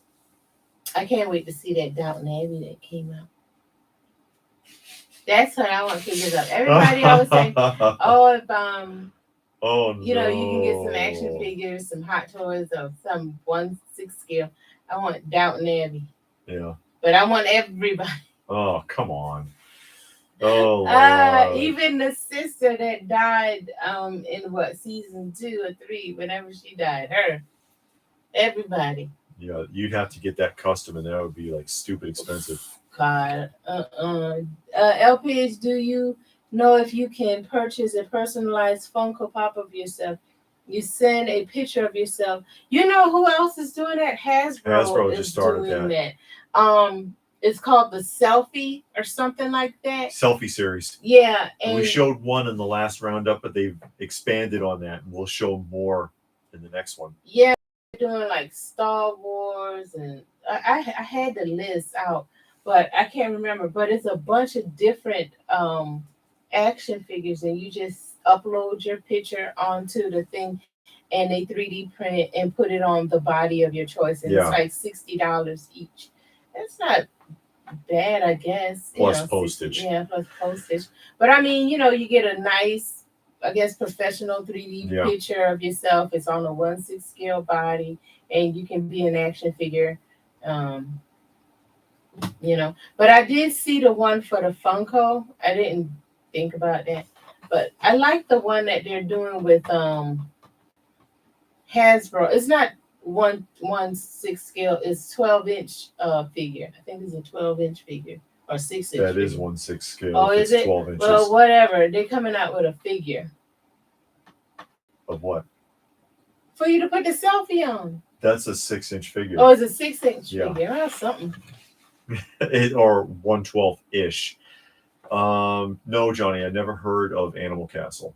I'm not familiar to that. What's that? I heard Animal Farm. Comic book. It's kind of loosely based on that, apparently. How loose? I don't know. Because Animal Farm was pretty good. Yeah. I saw the live action version of it too. That was pretty lame. And the original, like 60s British animated version. I think the animated version was better than the live action version. Okay. Kaiser wants to know if Doctor Strange was any good. What Doctor Strange? The new one? The original one I saw, and I thought that was all right, but I have not seen, like, what is it, Multiverse of Madness? I don't know anything about it. Master says it was like a Wanda sequence, or sequel, rather. Oh, that doesn't sound good. I didn't see Wanda either, or WandaVision. I didn't see that. Everyone looks for new. I look for old hot toys. Sometimes I get deals. I know you had mentioned on Big Bad Toy Store they got a bunch of old hot toys that they found that they're reselling. So they're out there if you look it up, and sometimes you'll find that on Sideshow. They'll say, "Oh, we found this in our warehouse." We mentioned that on the last live stream because a ton of stuff has turned up, and they're selling them on Big Bad Toy Store and Sideshow and everybody. But those are cancellations. A lot of stuff has been getting canceled recently, and so they're available for sale again. Your Mexico shipment is coming tomorrow. Breaking news: world is gonna end in 5 hours. That's Yeah. Yeah, it was supposed to be a big EMP yesterday. Was there? Yeah, a solar storm, a solar flare was supposed to nearly hit the earth yesterday, kind of swim by. So I don't think much was affected. Robert wants to know if you're getting the thing from NECA. Yeah, that's what I was talking about. I'm not sure. I'm thinking about it because I really backed off. I haven't bought anything new in months now. It's been months. Like I said, I have a lot on pre-order at Big Bad Toy Store. But I haven't ordered anything new, and I did see that, and I'm interested in it because I'm interested in the thing, and I really don't even remember if I bought the original one that NECA put out like a year ago. But I was interested in buying that, but now that I've backed off, I don't even think I care about it anymore. You know, I saw it and it piqued my interest because I was like, oh yeah, that's something I would want, but you know, I kind of backed off, so I don't really I don't really care like all that. Yeah, Master likes the Mezco DC figures. They're decent, but again, like I said, they're expensive. There's a lot of them out there, and it's I've just had to back off. Johnny wants to know what TV show you wish they would make on DVD, and he says his choice would be Chico and the Man. I barely remember Chico and the Man. That guy committed suicide. Let me see. You know who else had a selfie series? Adam and Eve. They have a kit you can use, make your own scale replicas. The where was I? Oh yeah, Johnny Future talking Yeah. about Chico and the Man. the Muppet Show, and it's like all the Muppet Show's been done on DVD. Reading Rainbow. But that's too many episodes. Oh. But the problem with the Muppet Show, I think they only ever did the first 3 seasons. They never finished the series on disc. Same problem as we were talking about earlier. Too many guest appearances, and everybody's got to get paid. Yeah, Johnny Cash is on there. And you got to some big names of including some deceased people like Cash. Christopher Reeve was on there. John Denver. Mark Hamill. John Denver was very closely connected with the Muppets. He did a couple of made-for-TV movie specials with the Muppets as well. But yeah, they never. I don't believe they ever finished it, and I'm a fan of that. And again, Muppet Show wasn't for kids. Muppet Show was a very adult show with some adult themes. Let me see. Thomas, Doctor Strange 2 was awesome. Gave us a comic book Scarlet Witch. Okay. Oh, okay. I wonder if Sideshow gives some of their inventory to Big Bad Toy Store. I know, probably just to get rid of it. Broly Khan wants to know if Fraggle Rock is on DVD. Yes, it is. They ran into some trouble too. They were releasing it. There's 5 seasons of Fraggle Rock, and I'm talking about the live action, the puppet show, because there's also a Saturday morning animated version, but we won't talk about that. Why? Because it wasn't that great. But the puppet version, the classic version, 5 seasons, and they released 4 seasons on DVD and canceled it. They ran into some kind of legal problem, but then like 5 years later, they came out with a box set with all 5 seasons. So you got to find the box set. So, but yes, they did do. I actually have the box set. I've never been to an estate sale auction before, but Really? I may go to more of them. One lucky couple bid and won a collection of 25 film posters from the 30s. They won it for $33. That's pretty good. You never know. I bought a lot of Doctor Who Big Chief studio figures when COVID hit, and a lot stuff for cheap for the Doctors 4, 9, 10, and the TARDIS. Okay. Okay. Wanda was brutal in Doctor Strange too. Okay. I like to collect those NECA Universal black and white monsters. Yeah. NECA came out with that after Mondo didn't, but Mondo only came out with the one. And that was the Creature from the Black Lagoon. And I was hoping that they would come out with more. But I ended up getting the ones from Universal's no. Oh God, I can't think of the name. Is it the Figgy's Toy Company or? Yeah. She's kind of sitting back here. Actually, they're on the. You can actually see them underneath the Joker's arm there, right there. I don't think you can see all that. That's the series. Squint. You can see him back there. Yeah, Ridley says, yeah, the Muppet Show is on Disney Plus, but we don't have Disney Plus. But I'd rather own the actual physical media. But yeah, have warnings because of a Confederate flag in the background of an episode. What do you expect? Prior episode of Blue's Clues preschool show last year. There was a MAP flag in the background. Someone didn't do their research because MAP is just code for pedos. Is it? I'm not sure what that is. Trevor says, hi all, just got here. Do you think those YouTubers that find rare things like tiger sharks in the bag and toys at Goodwill are legit? I think they're all frauds. David found a did. tote. If you saw that, I did a video last week, and that's like the first time that's happened to me in years. Yeah. And it was a tote. It was a green tote. It's actually sitting right over there. Mm-hmm. And the tote was priced as a bulk bin purchase at Goodwill's, $4.09. And it was, when we opened it up, or she spotted it first, but when we open it up, it's full of mostly a raw era GI Joe stuff and a couple of Star Wars pieces and stuff. And I've got them like sitting back there. There's a few things that were actually even complete, like this was in there, all in pieces, but it's complete, including the pilot. It's got some damage, like the canopy is busted, but the clip is broken on the canopy. But this is complete, including the rockets. And I don't believe the majority of those people because it happens too often. Yeah, they put up 2-3 videos a week, and every time they go, and it's one guy. We watched his videos a couple of times. I don't watch him anymore, but he came to one of the local stores around where we live that we go to all the time, and he found some stuff. And I'm like, that stuff has never been in Brooklyn. Yeah, because we go to Book Nook a lot. And I was like, man, they never had that shit. I'm like, we were just there last week. So that wasn't there. Like, this has some broken pieces, and even the figure is in there, but he's missing like the bottom half of one of his legs. But it was complete. I mean, for $4.50 after tax, you can't complain. There's a masked vehicle that was in there. It's missing like a tire, So that's not bad, but some of the stuff that they find, and you're like, nah, dude, not every single week. You're not finding like $10,000 worth of Transformers, and you paid $120 for it. Yeah, give me a break.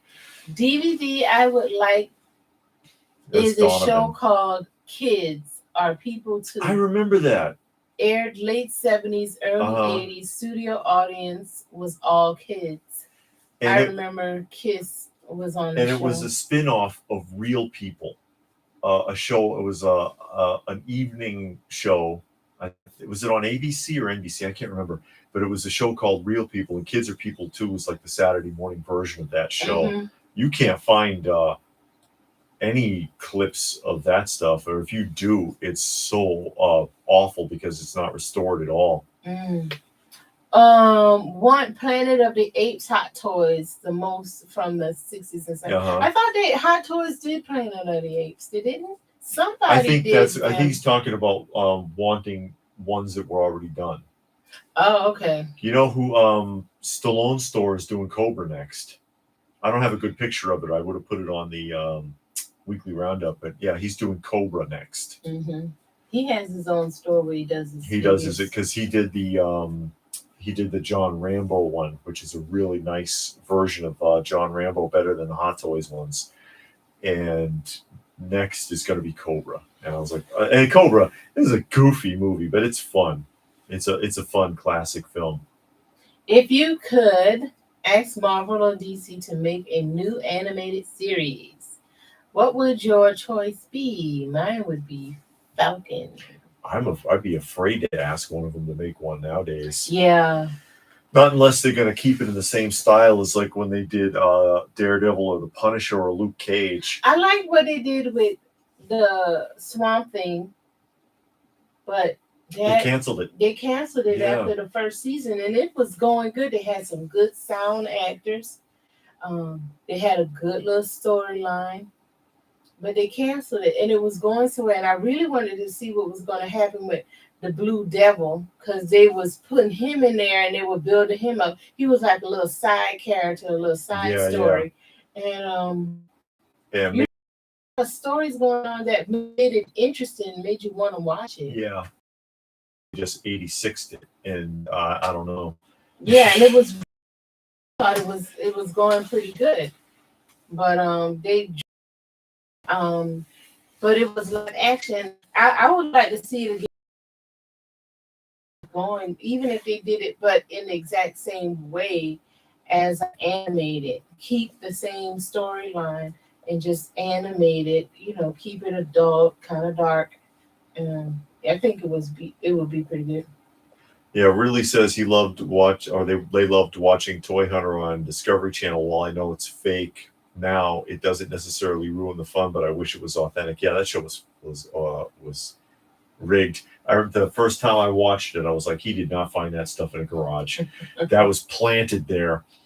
But yeah, Johnny, you're right. Real people, Sarah Purcell and Skip Stevenson. That's right. They were the hosts. Did they? But I want Where are you? Master.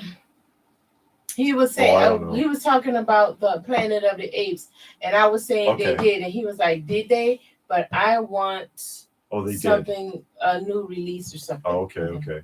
And Robert's got the 3-0 Rambo. Is that the Rambo 3 one? The Rambo 3, I think they did. That one looks pretty decent. Robert keep asking about that custom Barnabas that I already showed. She did show it on the live stream. And It's not assembled yet, but it's in pieces. Yeah. Well, all I gotta do is put the head on. Mm-hmm. The head needs to be secured on there. I showed that already. No lie, you see that DC is slowly turning Bruce Wayne away from being straight. Yeah, I've heard that they were going to try to experiment with that, with making Bruce Wayne the new guy. I don't know. I mean, in the comics, I think is it in the comics, Oh. but I don't read any of their modern stuff. I'm thinking about reading that new one that's coming out, but if they're gonna be doing all that, just tell a story. Why do we have to have an agenda? Why you can't just tell a story? I'm getting sick and tired of everything getting a show.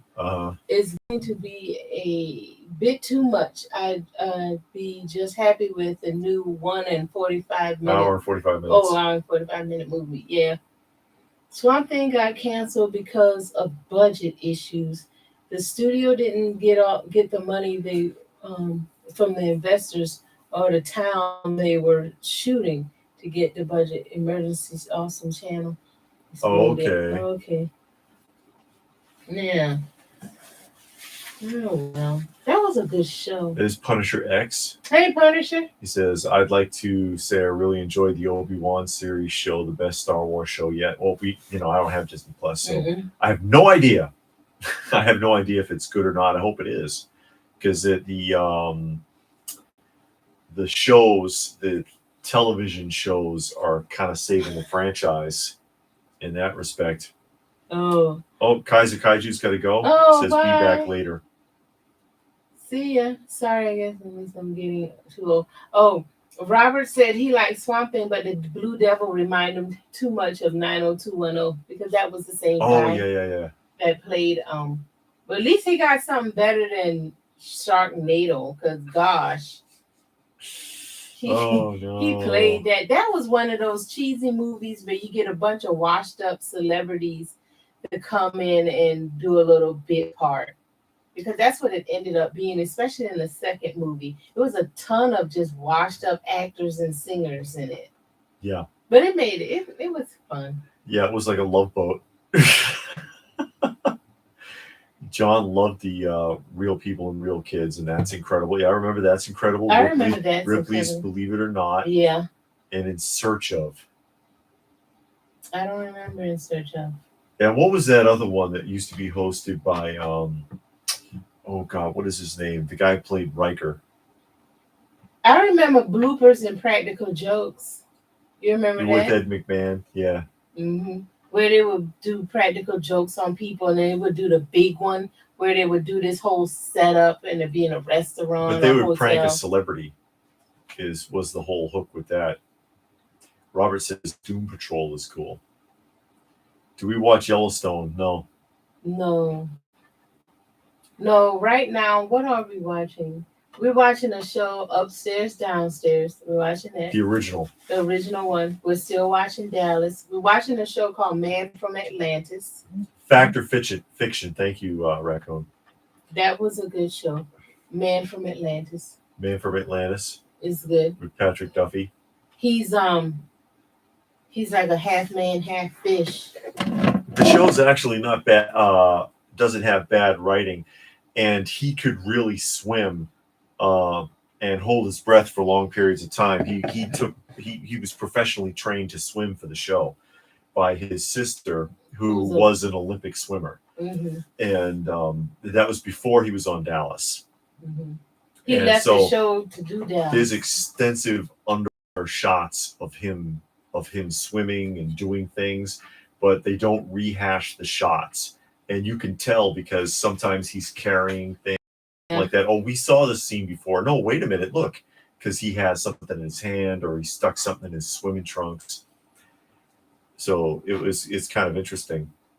In Search of was hosted by Leonard Nimoy. I think I remember that. Look at Dr. Pimple Popper. My mama watches that, and the Toe Bro. They make. What is that? Oh, I like Botched. Botched is good. Redson's Last Stand says Dark Shadows. Dark Shadows is good. It I can had- I get had to- tedious. It got tedious, and I had to take a break. And I've honestly been on break for a while, but I think I'm gonna pick it back up because I'm on the Adam character where it just introduced Adam. That's where I am. But I had to take a break because Angelique is just too much for me. And Yeah. you know, sometimes you just gotta back off. And she made me back off. And then I read ahead and she keeps coming back. They kill her, she keeps coming back. They kill her, she keeps coming back. And it's like You get tired of it. It's like find yeah. a new villain. Yeah. And you really don't, even when they had Jason on there, that was fine. He got tedious, they killed him off. They got something else. They had the David's mother, where she was the Phoenix. That was fine. You had her for a while. You Mhm. moved on, you know. But Angelica, it looked like they're gonna keep her for like all eternity, and she's just awful. John says before internet porn, people got their jollies from the bra underwear section Sears catalog. Oh, that you must have been a George Costanza. That's when his mother caught him in that episode. That's what he was doing. I watched a Mr. Rogers biopic with Tom Hanks the other day. It's shocking. Mr. Rogers was only in his mid-70s when he Mhm. passed away. He'd be in his 90s today. Yeah, Adam and the Leviathans drag on and on. Yeah, from Dark Shadows. Yeah, and I never saw Nip Tuck, Robert. No, I never saw Nick. I never saw that. I don't know anything about that show, honestly. Mm-hmm. Oh yeah, he says America's Funniest Home Videos. How did people do that? Send in their VHS tapes. Yeah, it was a contest. Mm-hmm. It was a daily thing. You sent your VHS tapes in, and they would, if they used it, you would get something. And if the best videos would win like a like grand, 10,000, big grand prize, yeah, something like that. or however it worked. They were doing that until that guy died. The guy from Full House, he was the host of that. Yeah, So I don't know if the show is still on anymore, but I heard he was kind of a prick in real life.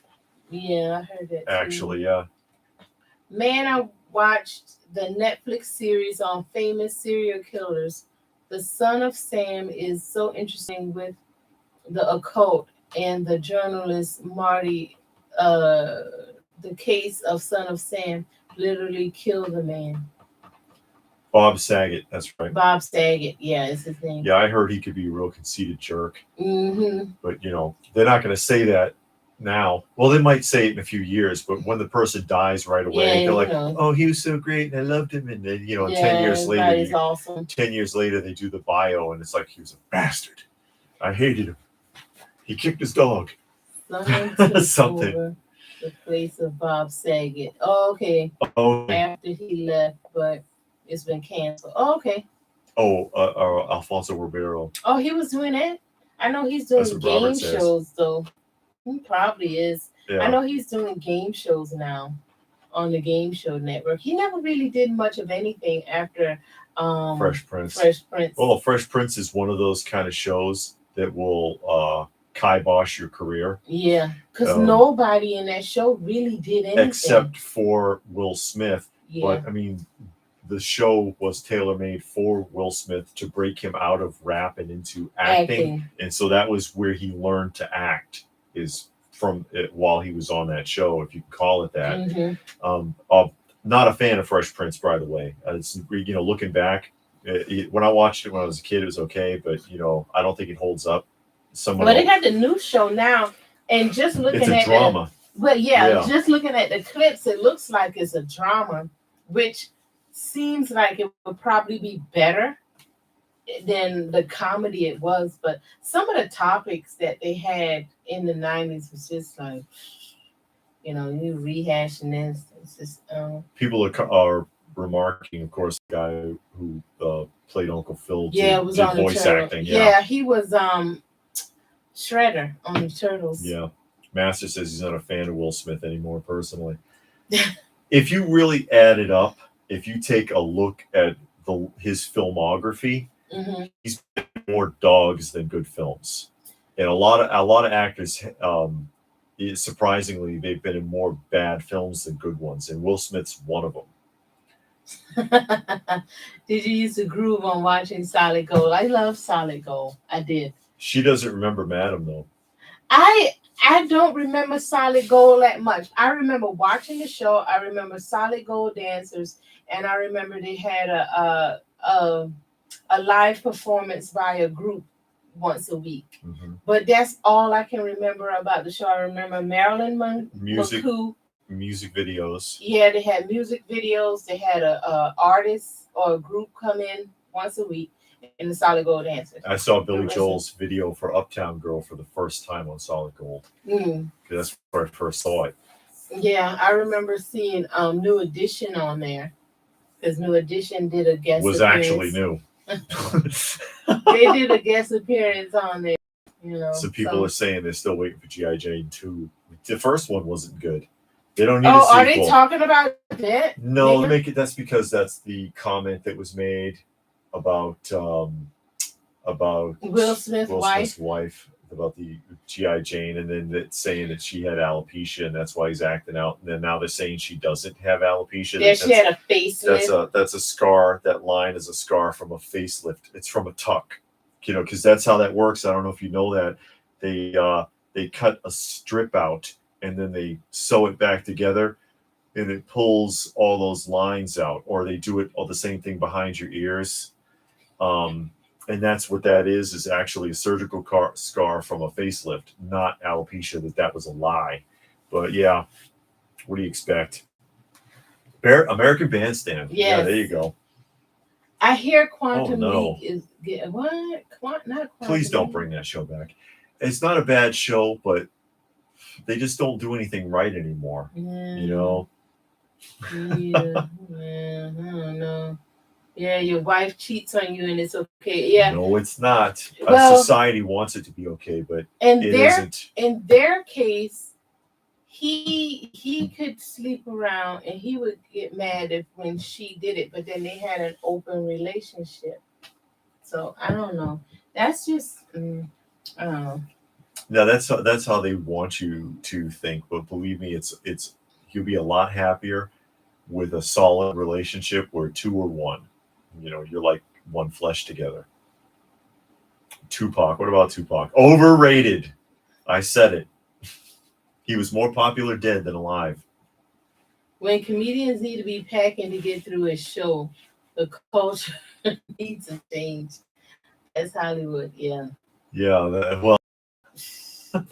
Because then after that, somebody else said that they were attacked, but it didn't make it to video. Uh-huh.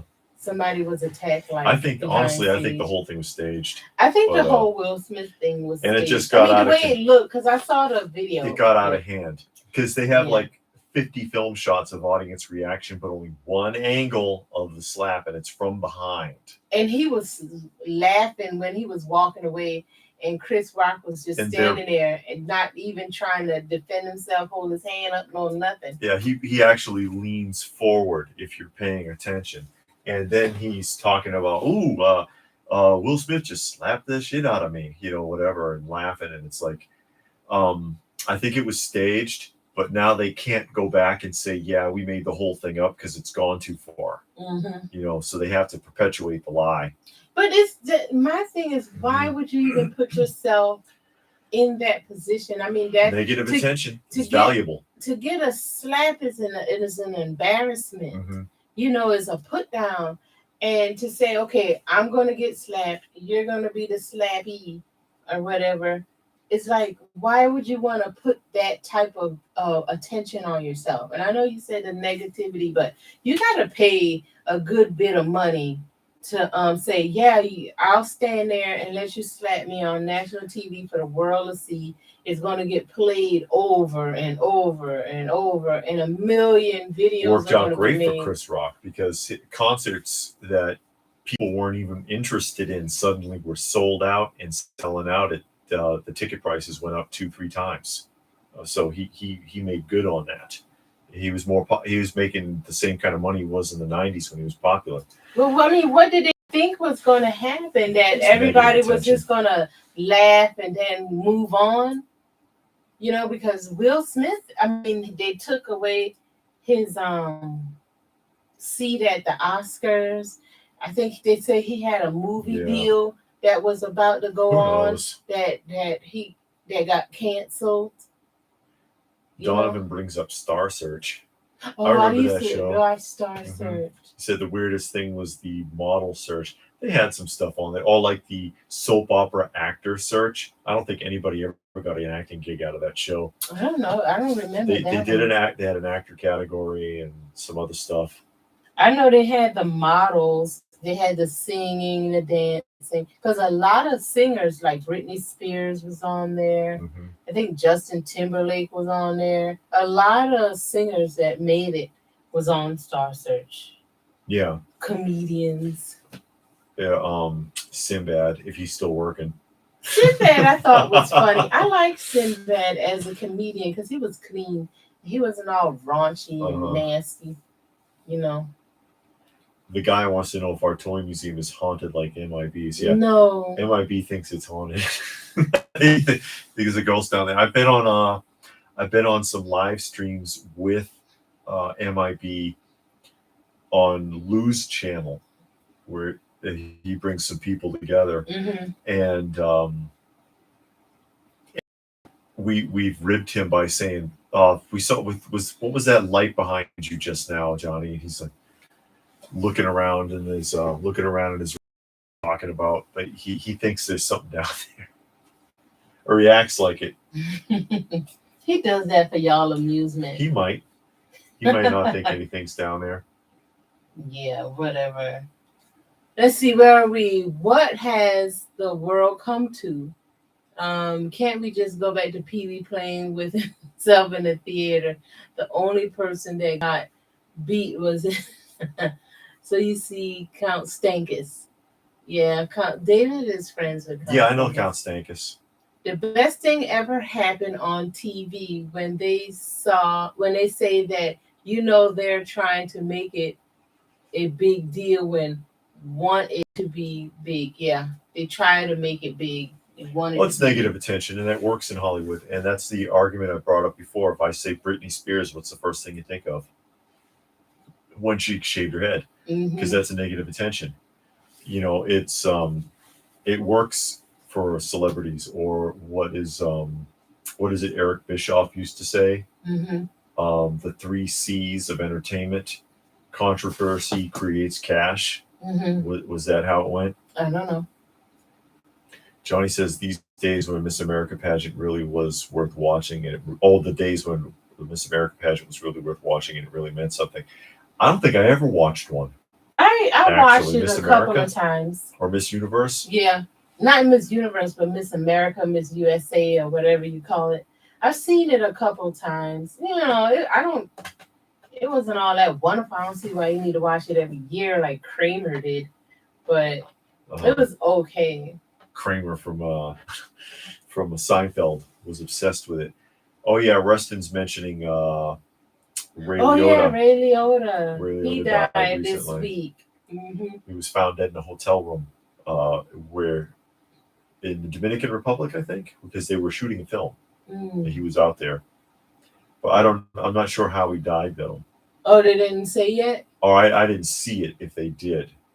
But yeah, he passed away this week.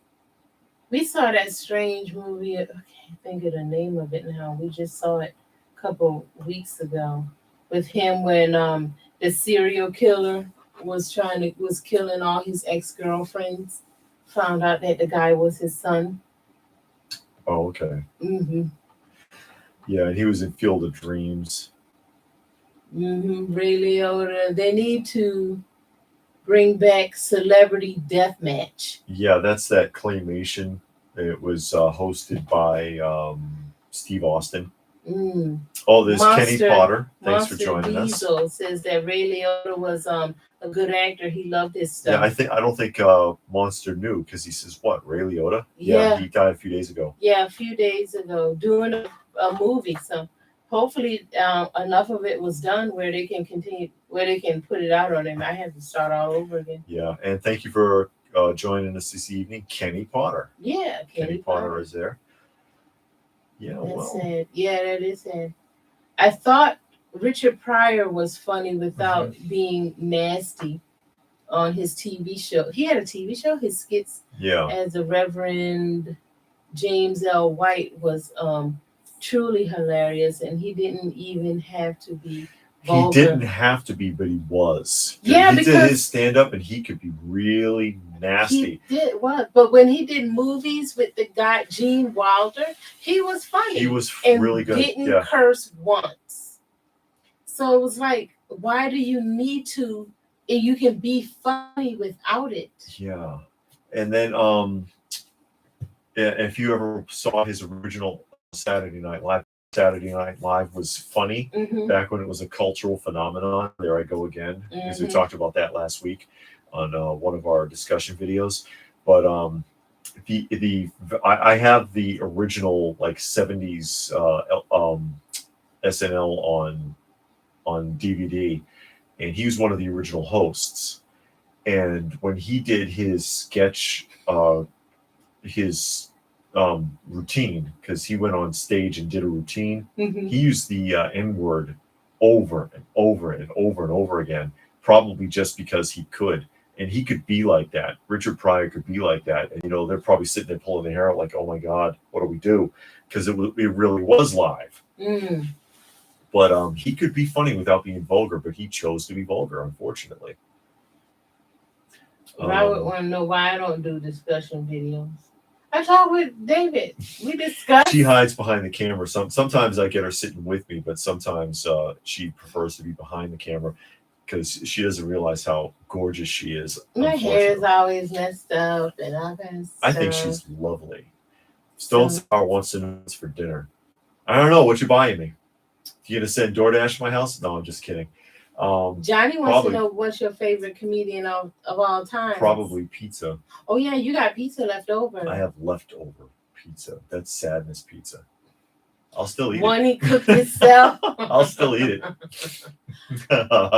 Johnny Thunder says, rest in peace, Ray Liotta. Yeah. And we were watching some videos talking about the recent price hikes of the action figures and the way that's going and how that's just getting out of hand and changing the packaging. They're doing price hikes. And, is that, just talking about how people feel about that. What do you think? With a lot of people are not happy about it at all. Yeah. Well, we were talking about on the last discussion video. Well, we did that with a video about Hasbro because they raised the price and they're cutting the packaging back at the same time. And it's like if you're cutting the packaging back, you're spending less while you're increasing the prices because people will pay it. But the last discussion video was about why all these franchises are dying, why they're getting killed. And basically, in a nutshell, it's because it's being viewed as a franchise rather than the cultural phenomenon that they were. Star Wars, cultural phenomenon. It had a massive impact that can be felt to this day. Masters of the Universe, cultural phenomenon. That's why people in our age category still love it. But when these companies bring these shows back, or these movies or these TV shows or these toy lines, they're looking at it as an IP holder. They're looking at it as, okay, let's crunch the numbers. How much can we squeeze out of this, rather than do a tribute to it, because people really love this, which is why Cobra Kai has done so well, and other shows have been dogs. They're just terrible. The people who did Cobra Kai said, let's listen to the fans, which obviously they did. They took all those, anybody who's an adult and rewatched Karate Kid realizes by now that Danny was the antagonist. Daniel was the one causing all the problems. And they ran with that in the show. And they brought all the original people back, everybody they could get their hands on, and made a great show out of it. Plus had younger characters to appeal to an up-and-coming audience. And it worked out great. And I've heard the same thing about Mandalorian. I haven't seen it, but I heard the same thing about it. But a lot of these other franchises and stuff, they're only looking at the numbers, so they don't really care. And then it becomes an opportunity to showcase whatever the hell you want. Let's, let me inject some of my social or perspectives into it. Like that last Santa stop motion show that came out with Seth. Was it Seth Rogen? Who the hell was in it? I think it was Seth Rogen and some girl. Man, people were so offended by it. Well, and then he sits there and he says, that's because white supremacists are offended. No, it's because your show was garbage. Yeah. And you could have made a good holiday special. Will Ferrell pulled it off with Elf. That's the last good Christmas movie to come out. And because they didn't try to inject anything into it, they just told a story. Time Vault. Thank you for joining us, Time Vault, as I prattle on. Yeah, but I mean, we're just talking about the action figures, and I think a lot that has to do with it too is they constantly come out with the same figures over and over again. Donovan, I'll go ahead. Donovan. Oh yeah, Donovan was asking about the emergency figures, and if you had the fire truck. But you got some figures there. But people are tired of seeing the same thing. And I think that's what happened with the recent Mattel. And they came out with a character that they didn't make before. And people got excited and they went off and bought it. But, and it's like what, I know I always say, how many He-Man, Stormtrooper, how many stormtroopers do you need? How many do you need? It's other characters, and then the articulation. People talk a lot about the articulation. Now, I do like the look of the newer figures better than the older one. That's because they modernized it a little bit. They got the better face sculpts and stuff like that. But the pricing is just getting ridiculous. And it's like, does it need to cost $40 for a figure? I mean, really, does it need to be $40 for a figure? Does it feel like a $40 figure when you handle it? Because I don't mind paying extra for a figure if it's really good quality. And that's one of the arguments I have, even when I've done Hot Toys unboxing and reviews, and I'm like, or the 3.0, and I'm just like, I don't know about this one, because you spend a lot for some of that stuff. Somebody had a question here. Oh, Robert says, not feeling Star Wars as much. Luke died, just not the same. And Disney wanted to kill all of the legacy characters on purpose so they could continue with younger people. But then that kills it for the nostalgia seekers who loved the original franchises, and they're your core audience, not these new people. All this stuff that they keep saying they're doing, we need to do this and that to bring in a younger audience, and that's the argument. That's the negative arguments that I got on that last video I was just talking about with the franchises dying. That's because you're old and they need to appeal to a younger audience. The younger audiences aren't watching that stuff. No, the younger people don't even want it. If the younger audience is interested in that, they're interested in it because they had discovered the original franchise and they want to see that, but you're not giving it to them. You're giving them some garbage, and then they don't like it either. So no, you're not appealing to a younger audience at all. And it can be done. It can be done. Like I said, Cobra Kai pulled it off, and apparently Mandalorian did too. So it can be done. You just choose not to. Yeah. Yeah, you just choose to make the money. Action figure expert says I have to disagree. Bad as Santa. Bad Santa. Well, You saw was the Bad last good Santa. Christmas movie. Yeah, I saw Bad Santa. It was all right. It's kind of vulgar, but Yeah, it was yeah. okay. The little boy was funny. More kids in the U.S. believe Santa than vaccines. It's an actual line. Dear Lord. Oh, from that movie, from that Seth Rogen. I think I remember that. Robert says he never saw Elf. It's fun. It's cool. It's fine the first time. Well, she you don't says need to that, see it again. Yeah, After see you it see every it one time, Christmas. Every Christmas. I want to see the Fat Albert special every Christmas. Fat Albert Christmas was good. The first time I saw Elf, it was funny. I was like, okay. But the second time, I couldn't do it. It was like, this is too much. The guy wants to know if I'm getting any of the new Mego releases. No, I've stepped off of the Mego bandwagon. I had a couple of things, but I just gave up. Plus, they shrank the figure.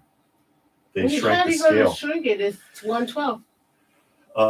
No, well, it's not really 1/12 Mego because it's I thought you were saying because it's an 8-inch figure, so it's not 1/12.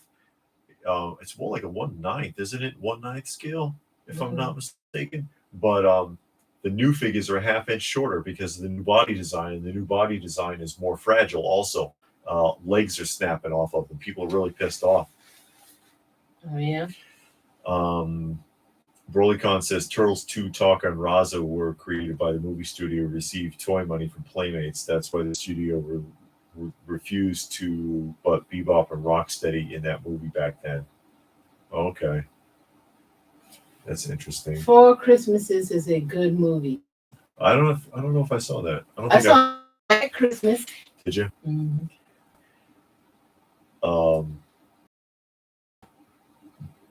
It's trying to then bring the audience in. Oh, did we it said unstable. Everybody still with us? Can you see and hear us? We got a warning again. Yeah, that it was unstable trying to reconnect. Nobody's responding.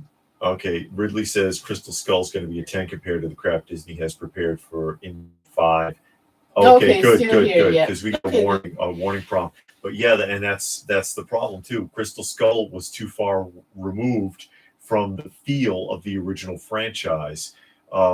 First and foremost, biggest problem in my opinion was that it was rather than being linked to something supernatural or spiritual, they made it aliens, and it was too predictable.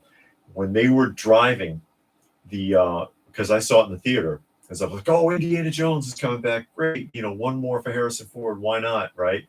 And then I saw Area 51. I was like, oh shit, it's going to be aliens, and it was, and I was like, it's going to be aliens, and they're going to screw it up, and they did. Johnny says those emergency figures are going to be his one day. As DiBiase said, everybody has a price for the $1 million man. I hope you find them. They're hard. Those LJNs, those Mego-like LJNs from like 73, 74, they are tough to find. They are very tough to find, and so are the vehicles, because there's 1 vehicle, 2 accessory packs, and then 4 figures for rookies, SWAT, and emergency. But there's card variations. Like you saw, one was a red card and one was a black card. The black card is the same figure, but series 2. And so there's card variants, and there's all sorts of mishmash. It's a tough series to find anything figures for. Oh, JG just joined us. Yeah. Donovan likes Bad Santa. They had a sequel to that. They made a Bad Santa too. Did they? Yeah. And I'm like, how can they make a sequel? Didn't the guy go to prison? They both went to prison. And maybe they got out. Custom God loves the Mego. That's his main collecting focus. That's fine. That's cool though. I like the original better. I like the vintage Mego better. Modern Mego, I think part of the turnoff, of course, is there's some people that are very protective of the Mego brand that you see in some of the groups that can make it kind of unpleasant. Ridley says they had to refresh the stream. Well, we're hanging in here. Yeah.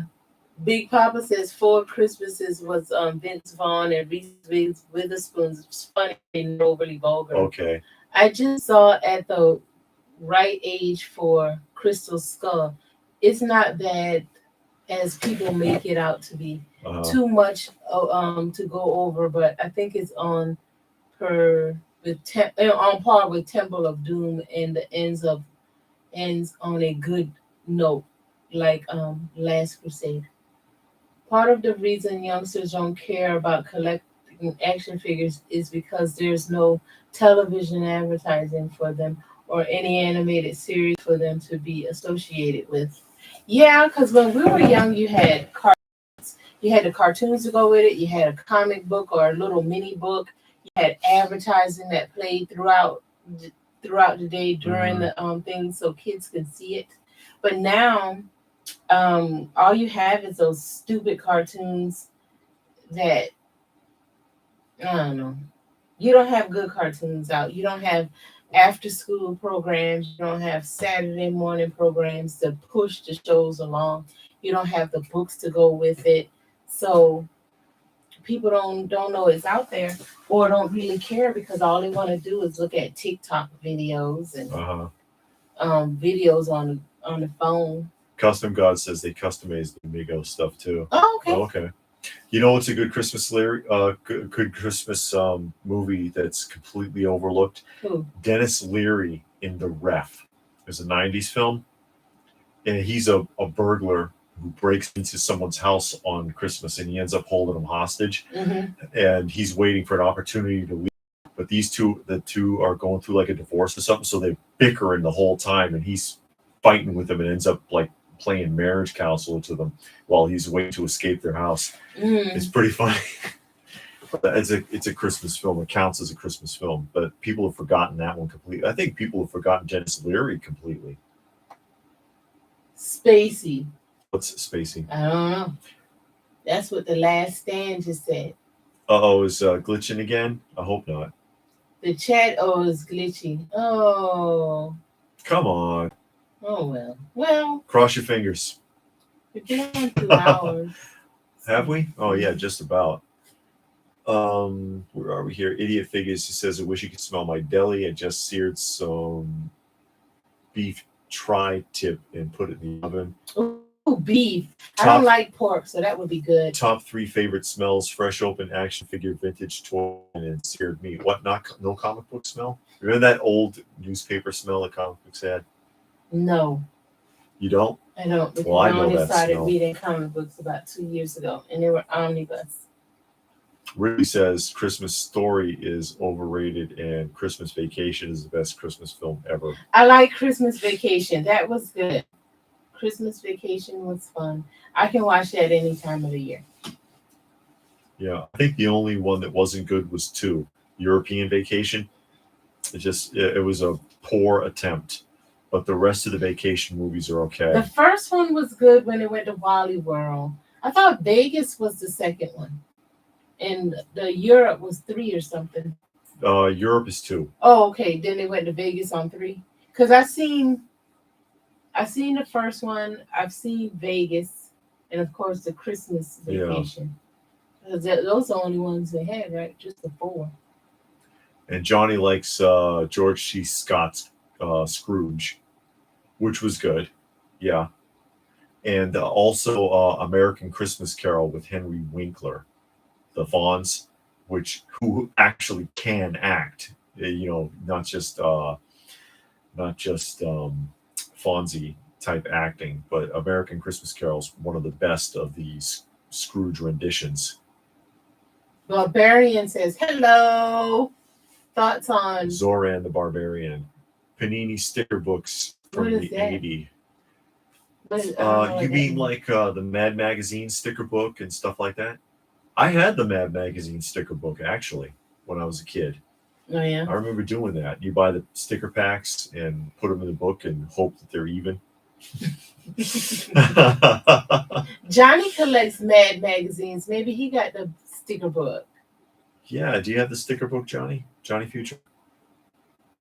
Used bookstores, another good smell. Yeah. Robert says Picard did Scrooge pretty good too. Yeah, he used to do it Yeah. as a. I One-man saw him in Boston. Yeah, one man show. Character himself, and he would be on stage, and he would just change position and say the different line in a different voice. It We was saw the pretty one with interesting George to C. watch. Scott, not Picard.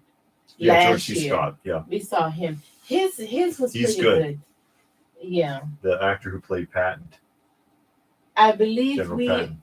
were more imaginative as children Mhm. versus, yeah, I believe that. Well, the video game culture kind of killed that modern video game culture Yeah. because when people, it keeps you engaged to Mhm. play video games all day. And Oh, as long as sorry.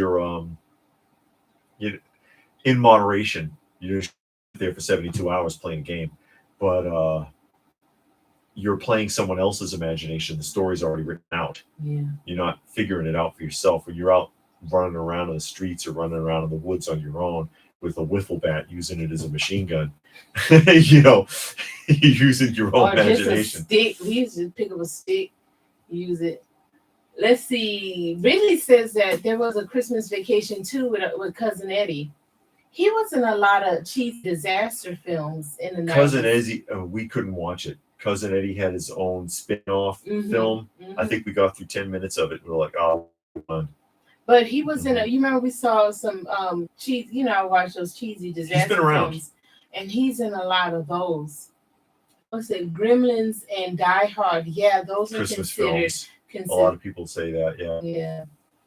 Reagan and what is this? I can't see. Where are you? Right there. Reagan and Bass did a great Christmas puppet specials. They also created Thundercats and Silver. Underrated comedy is Hexed. I'm not familiar. I don't think I saw Hexed. That sounds familiar, but I don't think I've seen it. Saw 1983 A Christmas Story last year for the first time and really wasn't impressed. I wasn't impressed with the movie either. With everyone saying how good it was. What's the appeal? What am I missing? I don't know. I thought it was just okay. I didn't think it was as great as everybody said it is. I saw it 2 years ago or something. Mm-hmm. It was just all right. It was like, oh, okay, cool. I don't need to see it again. It's nothing you need to see every year. Time Vault says 8-Bit Christmas, great movie earlier this year. I don't think I heard of that either. I haven't heard of that one. Yes, I'm collecting the Mad annuals with the extras. Some annuals, can't see that word, between stickers and records. Oh. Very. Okay. Robert says he loved the old video games, the old school Pac-Man, Galaga, Gorf, Donkey Kong. Yeah, and I had an Atari when I was growing up, but I bought it myself, and then Nintendo NES, and then of course Sega Genesis. And my go-tos, I always default back to either Nintendo NES or Sega Genesis, even more so than any modern game system. I really love those. Get ready for the Johnny Depp, Amber Heard courtroom figures. And then Robert says poor Bruce Willis with his memory loss. I don't think I forget what they call it. It's not a memory loss. He's losing his ability to discern language. Yeah. We saw his last movie recently. It's on Amazon. No, it's on Tubi. Yeah. With the guy that played Meryl from Walking Dead. It was actually a pretty good movie. Yeah. I can't not think of the name of it. It's on Tubi though. But it's with Bruce Willis and the guy that plays Meryl. And they're in prison. Meryl is the warden. Mm-hmm. Bruce Willis is in prison. And all of the people that are in prison has superpowers. Yeah. And they have this to keep them from being able to use their superpowers. You have to see it. It wasn't bad. It was all right, it's actually it was pretty good. Bruce Willis's presence was the whole budget. Yeah, and he didn't do much. He really didn't do anything. But he really didn't do much. Yeah, he's losing his ability to discern language. So when you speak to him, he doesn't understand anymore, and vice versa. If he's having trouble articulating, so when he has to speak to someone, it's hard for him to put it together anymore. Yeah. So, which is pretty sad because as that progresses, it's gonna get bad because You know, we work in mental health, and we have a client like that. He can't discern language at all, and he can be very difficult to work with because he gets extremely frustrated. Where are we here? Let's see. Brolycon, the Christmas story is more nostalgia, remembering Christmas time as a kid. Yeah, that's true. Yeah. Especially if you grew up in that era, but it's, you know, that's going way back because that was what, 50s? I think it was set in the 50s. It's still a fun movie though. Only Meagle would crank out Johnny Depp and Amber Heard action. I think Funko would do it too. A Funko TV moment with them in, sitting behind a podium. Yeah, in the courtroom. Yeah, really. The cartoon, The Real Ghostbusters, when they were catching Christmas spirits. I don't remember that show that well, to be honest. The Real Ghostbusters cartoon series. Was it? My favorite Willis movie is non-Die Hard is Red. Red? I guess. Which one was Red? I don't know. Or Time Vault says. Yeah, Glass is fine. We saw Glass. Yeah, we saw that. That was good. Quick question. What value do you place on original G.I. Joe 12-inch with the trademark registered markings on the boxes? That's those big ones you got from the 60s, ain't it? Where is that? Oh, I see. From Clickles there. I'm not sure because there's a lot of variation with those figures because they kept making changes as they went. So they got like feet, and they've got the Kennedy head and soft head and hard head and things like that. And it's kind of hard to really put a value on it. And I'm not that deep in it. You know, I've got the original 4 early versions of the original 4 unplayed with in the box. But putting a precise value, you'd have to surmise, you know, do they have the early hands? Do they have the early trademark? Has he got the early type head? Does he have the early feet? Handwritten markings on the calves and forearms and stuff like that. And it's kind of tough to really pin that down. Ridley said the best way to punish Amber Heard is to make her watch. What movies has she been in? I don't know who she Aquaman. is. Who is she? Mira. She was the redheaded woman in Aquaman. That was her? Yeah, and they cut her out. They're cutting her out of the new one. The next and she's one? crying about it. They probably already paid her. What can they do? They can't take the money back. No. Let me see. Ridley says, I heard Rock was going to place Johnny Depp in Pirates. There wasn't exactly much of an explanation. The Rock is going to be a pirate or Jack Sparrow. If it's the later some. Well, do they need to bring that back? Do they need to reboot that already? It's not even that old of a series. And, you know, not big fan of Dwayne Johnson anyways. No. Stone Sour wants to know if there was any new record pickups. Yeah, the Monkees. Yeah, we saw that where at Goodwill, I think. Yeah. We picked up like the Monkees. 49 cents or something like that. It's an original Monkees album. Yeah, that's the last thing we picked up was the Monkees records because we saw that at I think Goodwill. And they were more popular than people realize. You know, that when the Monkees album came out and the show was on the air in the 60s, they outsold the Beatles. They knocked the Beatles out of the #1 spot. They were that big. And the only reason they collapsed was because of infighting between 2 of the Monkees and the producers. They couldn't get along with the handlers. They were not good musicians. And 2 of the Monkees, I forget which is which, honestly. 2 of them were fine with how things were going. They said, okay, you know, whatever you guys need, we're good. They said, when you're on stage, do whatever you want. But when we're in studio, we want someone else playing the instruments until you guys get better, because you're not good musicians. You can sing, but you're not good musicians. 2 of them took huge offense to that and fought with the producers constantly and insisted on doing their own thing. And when they did, they blew it, and it killed the whole thing for them. It killed it for them and ruined the career because they were going places. They were very popular at the time. The show was doing well because of the music, really. And it's kind of the original music videos. If you think about it, they were doing music videos before anybody was. Davy and Mikey were cool. It was Peter and Mike who were the divas. Okay, I couldn't remember who was who, but yeah, they fought with the producers, and they had a handler, and they fought with the handler, and he was like, listen, please, we know what we're talking about.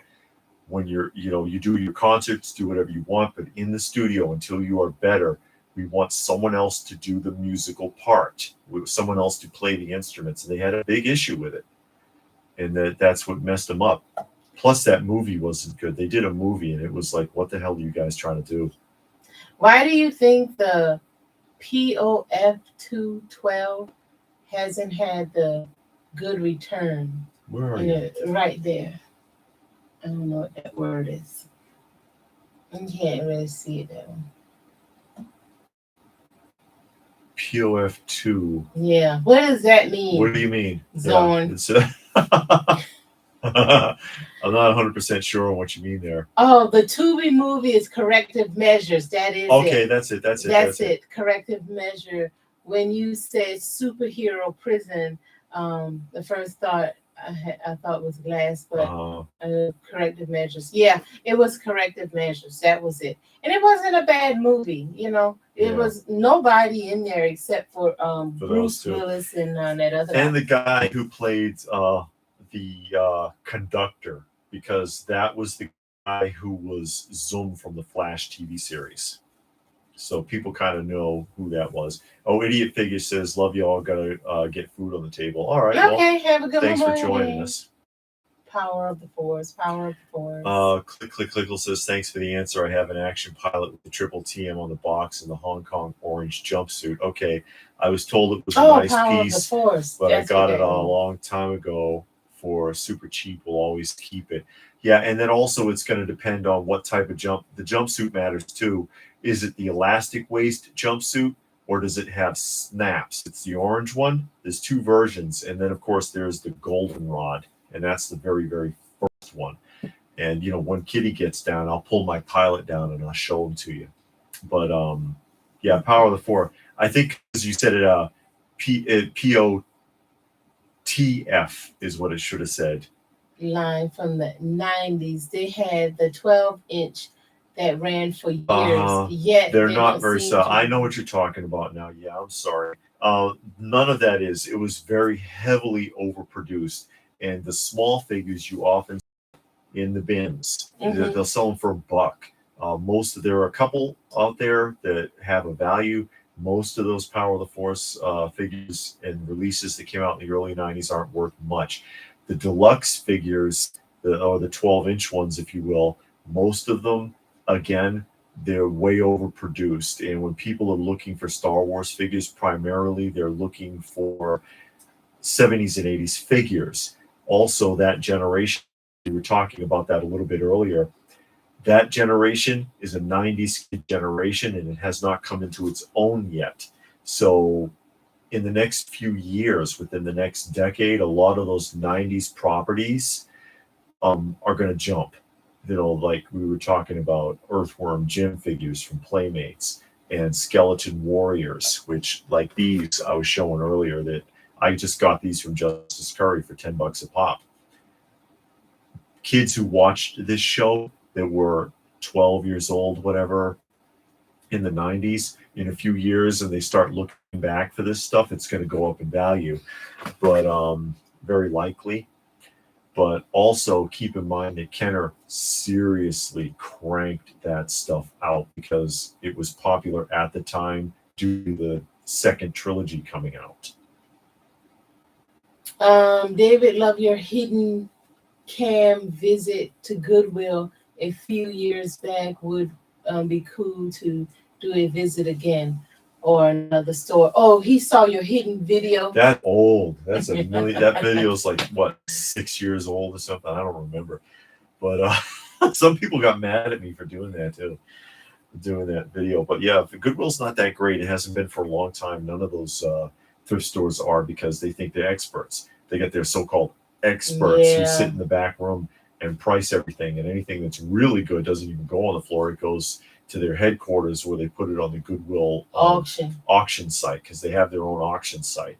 That's why you can't find jewelry there anymore. Somebody was making the comment, "Oh yeah, I get $3,000 a week buying jewelry." No, you don't, because that stuff never makes it on the floor. They got people back there that pick through every freaking thing. Well, the thing that I find annoying with Goodwill is they price things that are broken, that are like obviously broken. It's a figure, it's a a figurine or whatever. And it's obviously broken. And they still put like this ridiculous price, or it's a appliance that doesn't work. And you plug it in, and the salesperson comes, "What are you doing?" I'm like, I'm testing this. It doesn't work. Well, use another plug, and then they walk you all around the store plugging it in at different things, and then they say, "Oh, okay, it doesn't work." Yeah. Well, yeah, that's what I'm telling you. I'm gonna check it out before I buy it. You're not gonna take it back. So Coffee Madness wants to know if anybody saw the Obi-Wan series. We don't have Disney Plus. We didn't see it, but some people in here were saying that it was decent. Pretty good, yeah. Robert says you had that Bionic Eye on that. Yeah, you sure did. Yeah, I can pick, if I've seen things enough, I can pick them out. You know, I can see a corner and of she a got piece my of attention, paper. and she was like, "Hey, come and take a look at this." I'm like, "Oh crap!" Yeah, because there was another guy there. I don't care if every piece in there is broken, because for $4 I'll figure it out. Because it was another guy there, and I don't know if he was trying to hide it, but it was in a tote. It was totes on top of it. And we put the video up of me digging through it, Yeah. So, but he was like, "Oh." After I pulled it out and opened it up, broke his little heart. Yeah, then he tried to come back, but it was too late. Let me see. Clickles. David is a wealth of knowledge. Oh, thank you.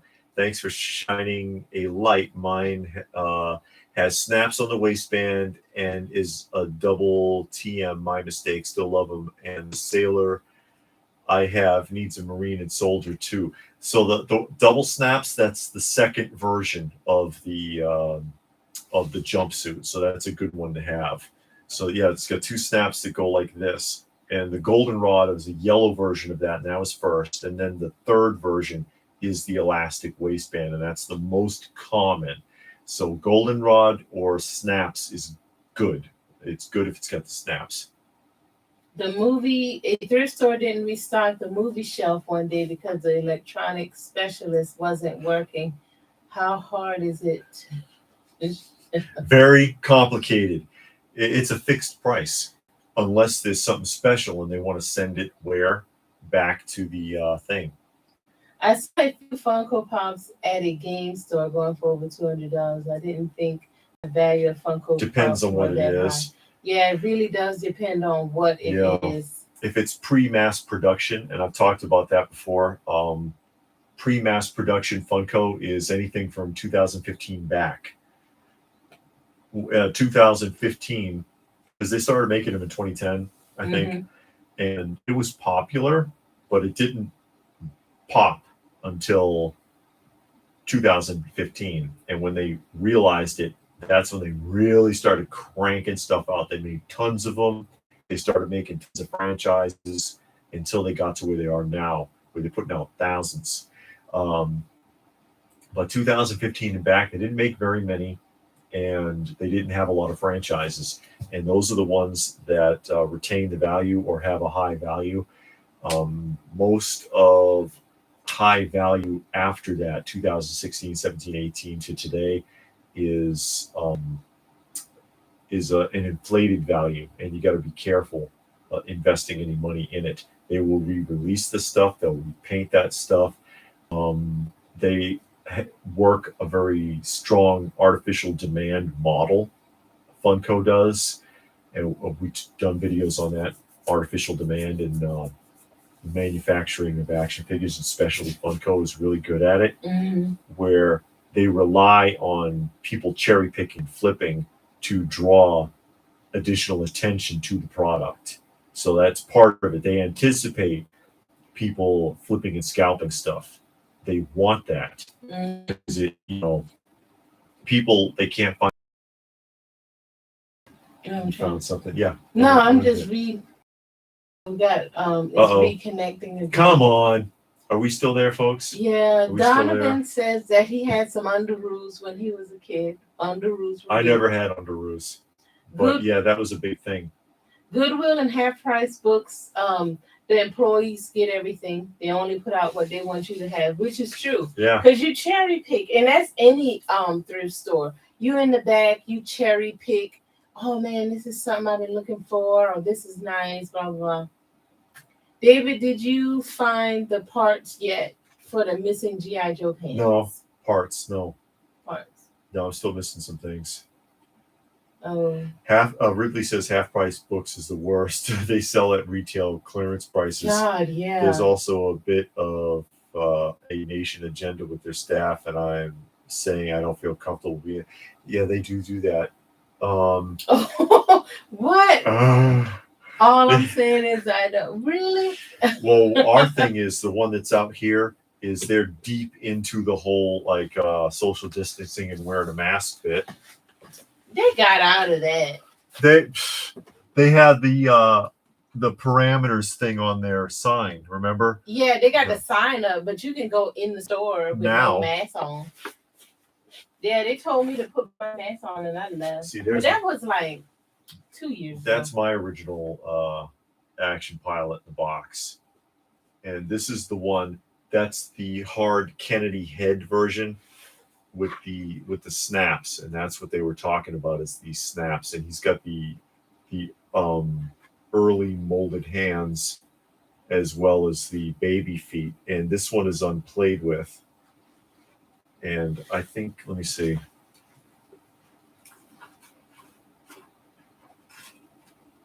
I don't want to dig through it too much. And the Made in USA blue cap there.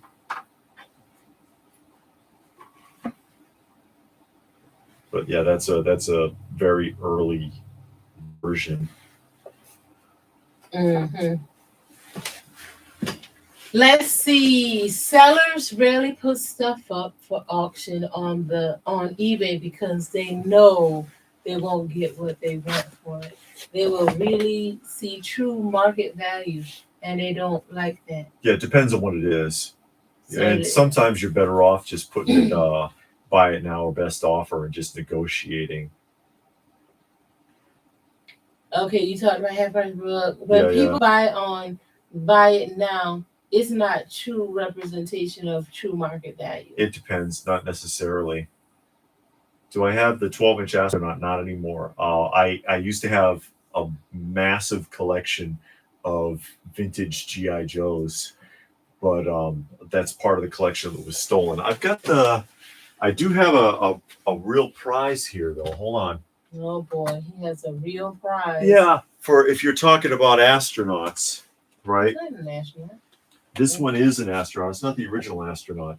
He's missing the white cap, but he's got the early version boots, and this is the talking astronaut.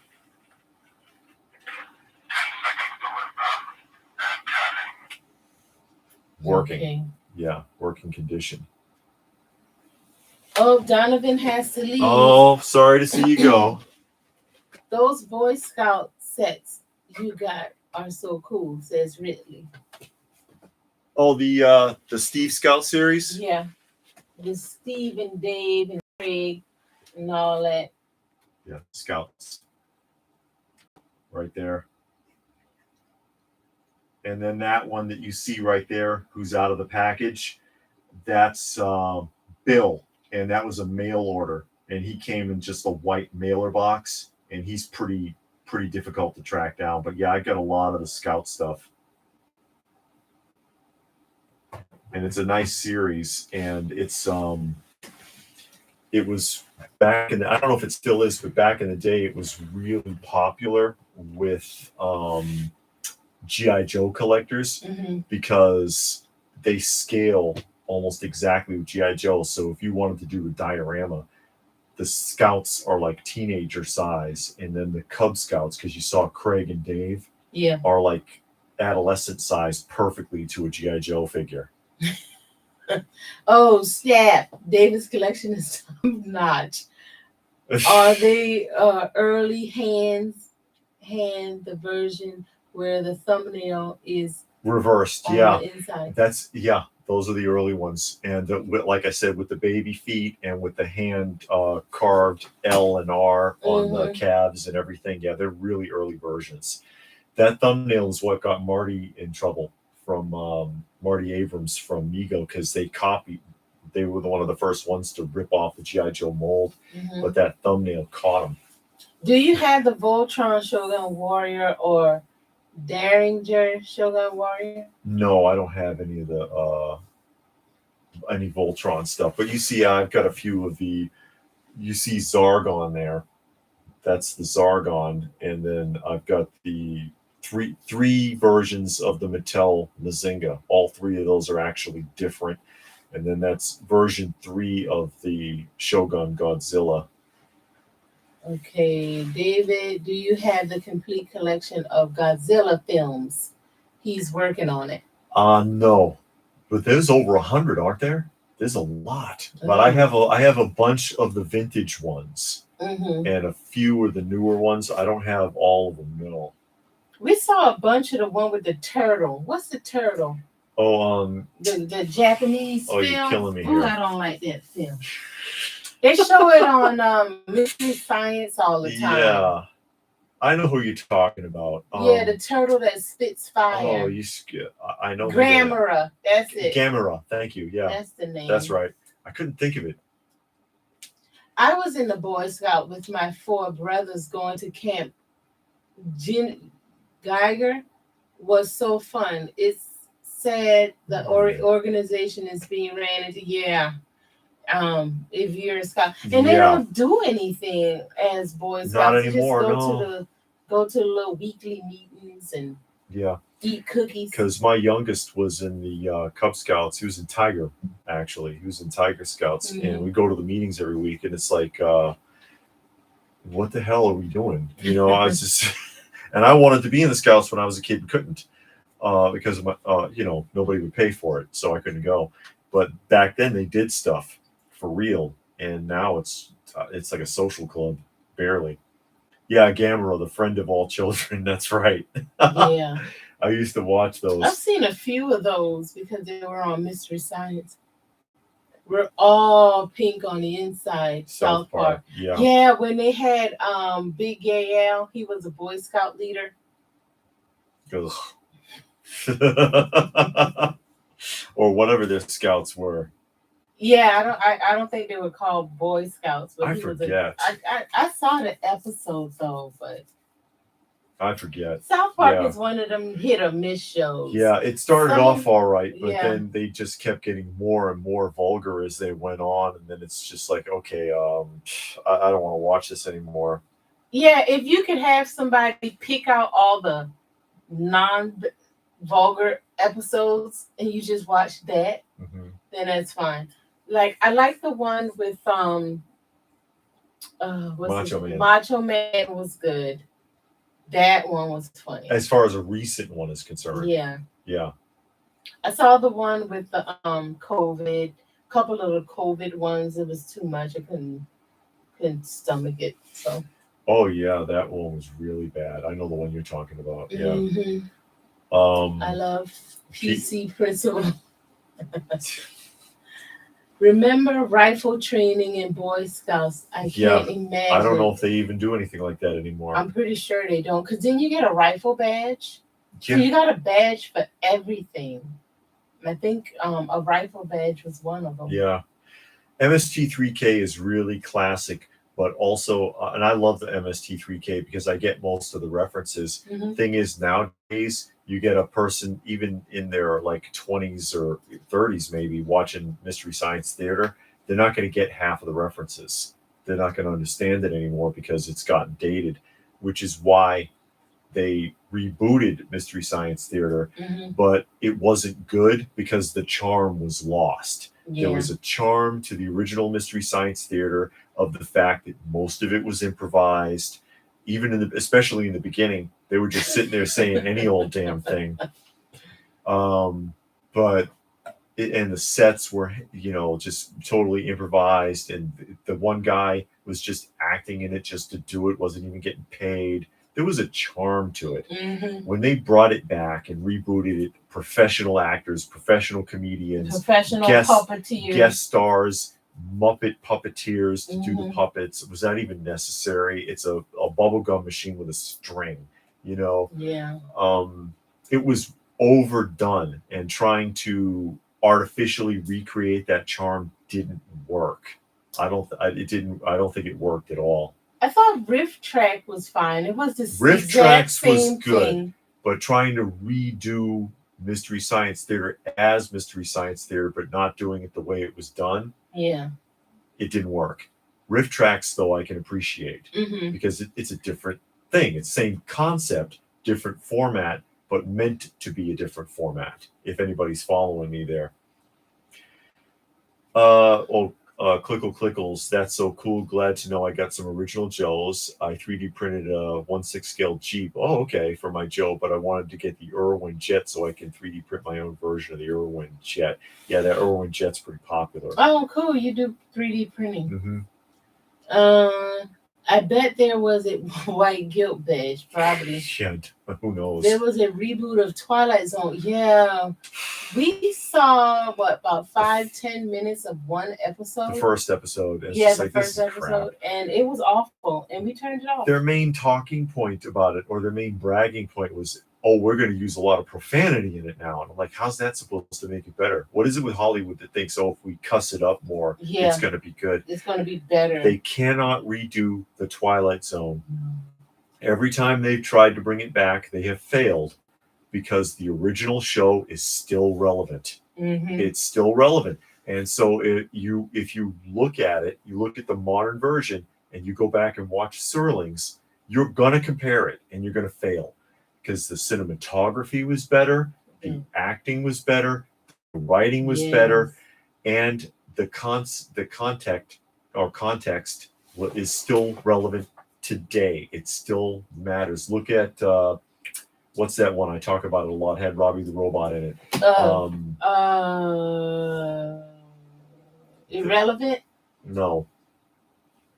Yeah. It wasn't irrelevant. No, it wasn't. It was like Wimbles or something. Yeah. Well, I'm trying to think. Yeah, there was the one about the robots taking people's jobs. Yeah. The Obsolete. Obsolete is the one where the guy is a librarian.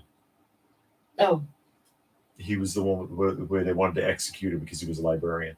But a lot of the concepts are still relevant. So you can watch the show, get it, appreciate the acting, appreciate the dialogue, and even the cinematography. And then you watch a modern one and you're like, well, what are you trying to do? Yeah, you can apply it to your life. I mean, you can apply it nowadays. Who is your favorite host? I like Joel. I like Joel better I like Joel better too. Mike. Yeah.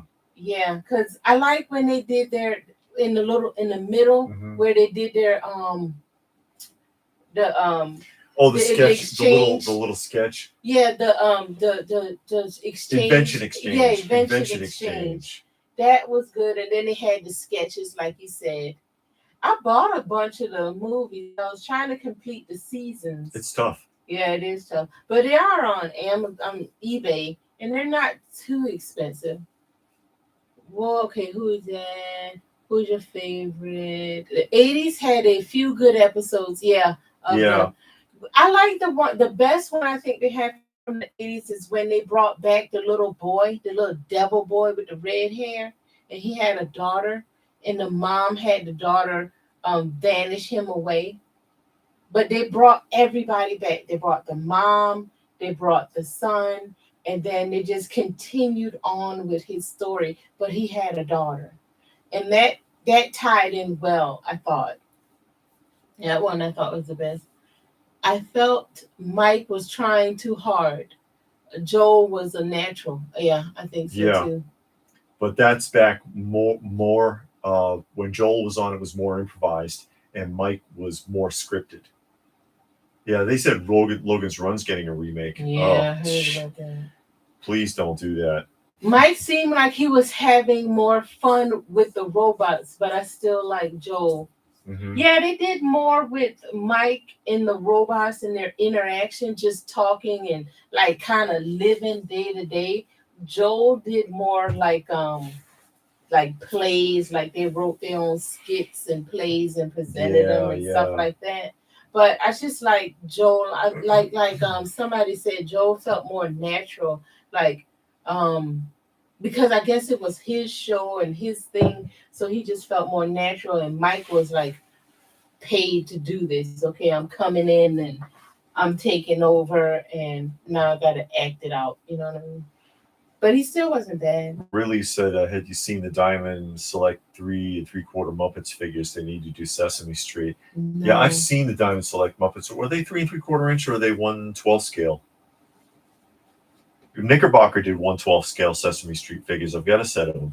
I got some of the Sesame Street too. From 1983, Mhm. I think they made them a 1/12 scale. They only made 4 Knickerbocker. I got a complete set, and then Muppets figures were done when the Muppet Show was popular. Mhm. Who made those? Mattel? I'm trying to remember. I did a showcase of the Knickerbocker Sesame Street figures by request because a lot of people had never seen them before. Mhm. Robert says the Vietnam vet episode, is that what the one with George Takei? That one was banned and it never made it on the air. And then it was only released in the DVD set. Yeah, we have the DVD set. We don't watched it twice because we just keep, going back. After a while, you go back, you start all over again. And the worst episode of Twilight Zone is still better than every Big Bang Theory episode out there. Oh no! It's the truth. Mike was the head writer, so he wrote pretty much all of those skits with Joel. I always remember the 80s Twilight Zone episode with the lady and the necklace that said stop talking and time stopped. Okay. Sesame Street is going to get a theatrical movie soon. Really hope it's good. I'll like to have the Big Bird movie. Okay. The Brain Center at Whipple's. Oh, that's the name of it? I think so. Brain Center at Whipple's with Robbie the Robot. Mm-hmm. Yeah. Twilight Zone. Where are we here? Oh yeah, you were reading about the Sesame Street. Yeah. I don't know if that's a good idea because Sesame Street's changed way too much. Yeah, it really has. It's nothing like how it was originally. So it would be very agenda driven, I think. Mm-hmm. But let me see. Well, we're almost at 3 hours. We should probably go ahead and get wrapped up and go get dinner. And I'm sure I have a line of cats on the back porch waiting for their handout. But Lost in Space reboot. Our local Boy Scout troop was ran by former military veterans. We learned to shoot, swim, dive, camp, hike, first aid, CPR, mat reading, field survival, rappel, fishing, cooking, firefighting. That's what Boy Scouts was supposed to be. Yeah. And that's what it's supposed to be now, but it became something else. And then they forced integration. Yeah. And now that they forced the integration, they want a girls' division. Well, you already had that. Yeah, it's called the Girl Scouts. So what the hell do you want? Yeah. And I mean, I met a guy when I was in the military. We had to do a field exercise, and he was on it. All that guy talked about was the Boy Scouts because he was an Eagle Scout and he was the Boy Scout leader. And they did stuff. He talked about how he took those boys out. I mean, all day. He took them out hiking, camping, map reading. He did everything with them. Yeah. And I mean, this guy was passionate about the Boy Scouts. That is all he talked about for a month. was Boy Scouts and how he couldn't wait to get back so he could take his boys out. But he made me feel like, okay, if I had a son, I want him to be in his group. Yeah. Because I had seen other Boy Scout groups and they didn't do nothing. They just sat around. You go to the little meetings and you eat cookies and stuff like that. But this guy, he took Boy Scouting seriously, and he made those boys serious about Boy Scouts. Sure. I mean, I guess it is some out there. Yeah, good luck. Mhm. Stone Sour wants to know where the pizza's from scratch. Yeah, David made his own pizza yesterday. But anyways, like I said, we're gonna go ahead and sign off. And what's his name just got here too? Who? Where'd it go? Ross. Rome Ross just got here. Oh, well, Oh, we're about no. to go, Rome. But thank you for stopping by. Yeah. Make sure you give a thumbs up. No, we're not going to film from the kitchen. But thanks for joining us. We appreciate it. And we'll try to do this again soon. Not next week, though, because we have 2 shows. Yeah, remember. we got 2 shows next We're going to week. be at the Powder Springs Toy Swap on Saturday. And then we're going to be Atlanta at the Comic Atlanta Comic Book Convention. Convention on Sunday. And we're going to be filming those. So no live stream. Yeah, if anyone is there, and you Say see hi. us, say hi. Yeah. Don't be scared. We won't kick your butt in the parking lot. But much. But again, thanks for joining us. We appreciate it. And hey, we'll see you soon.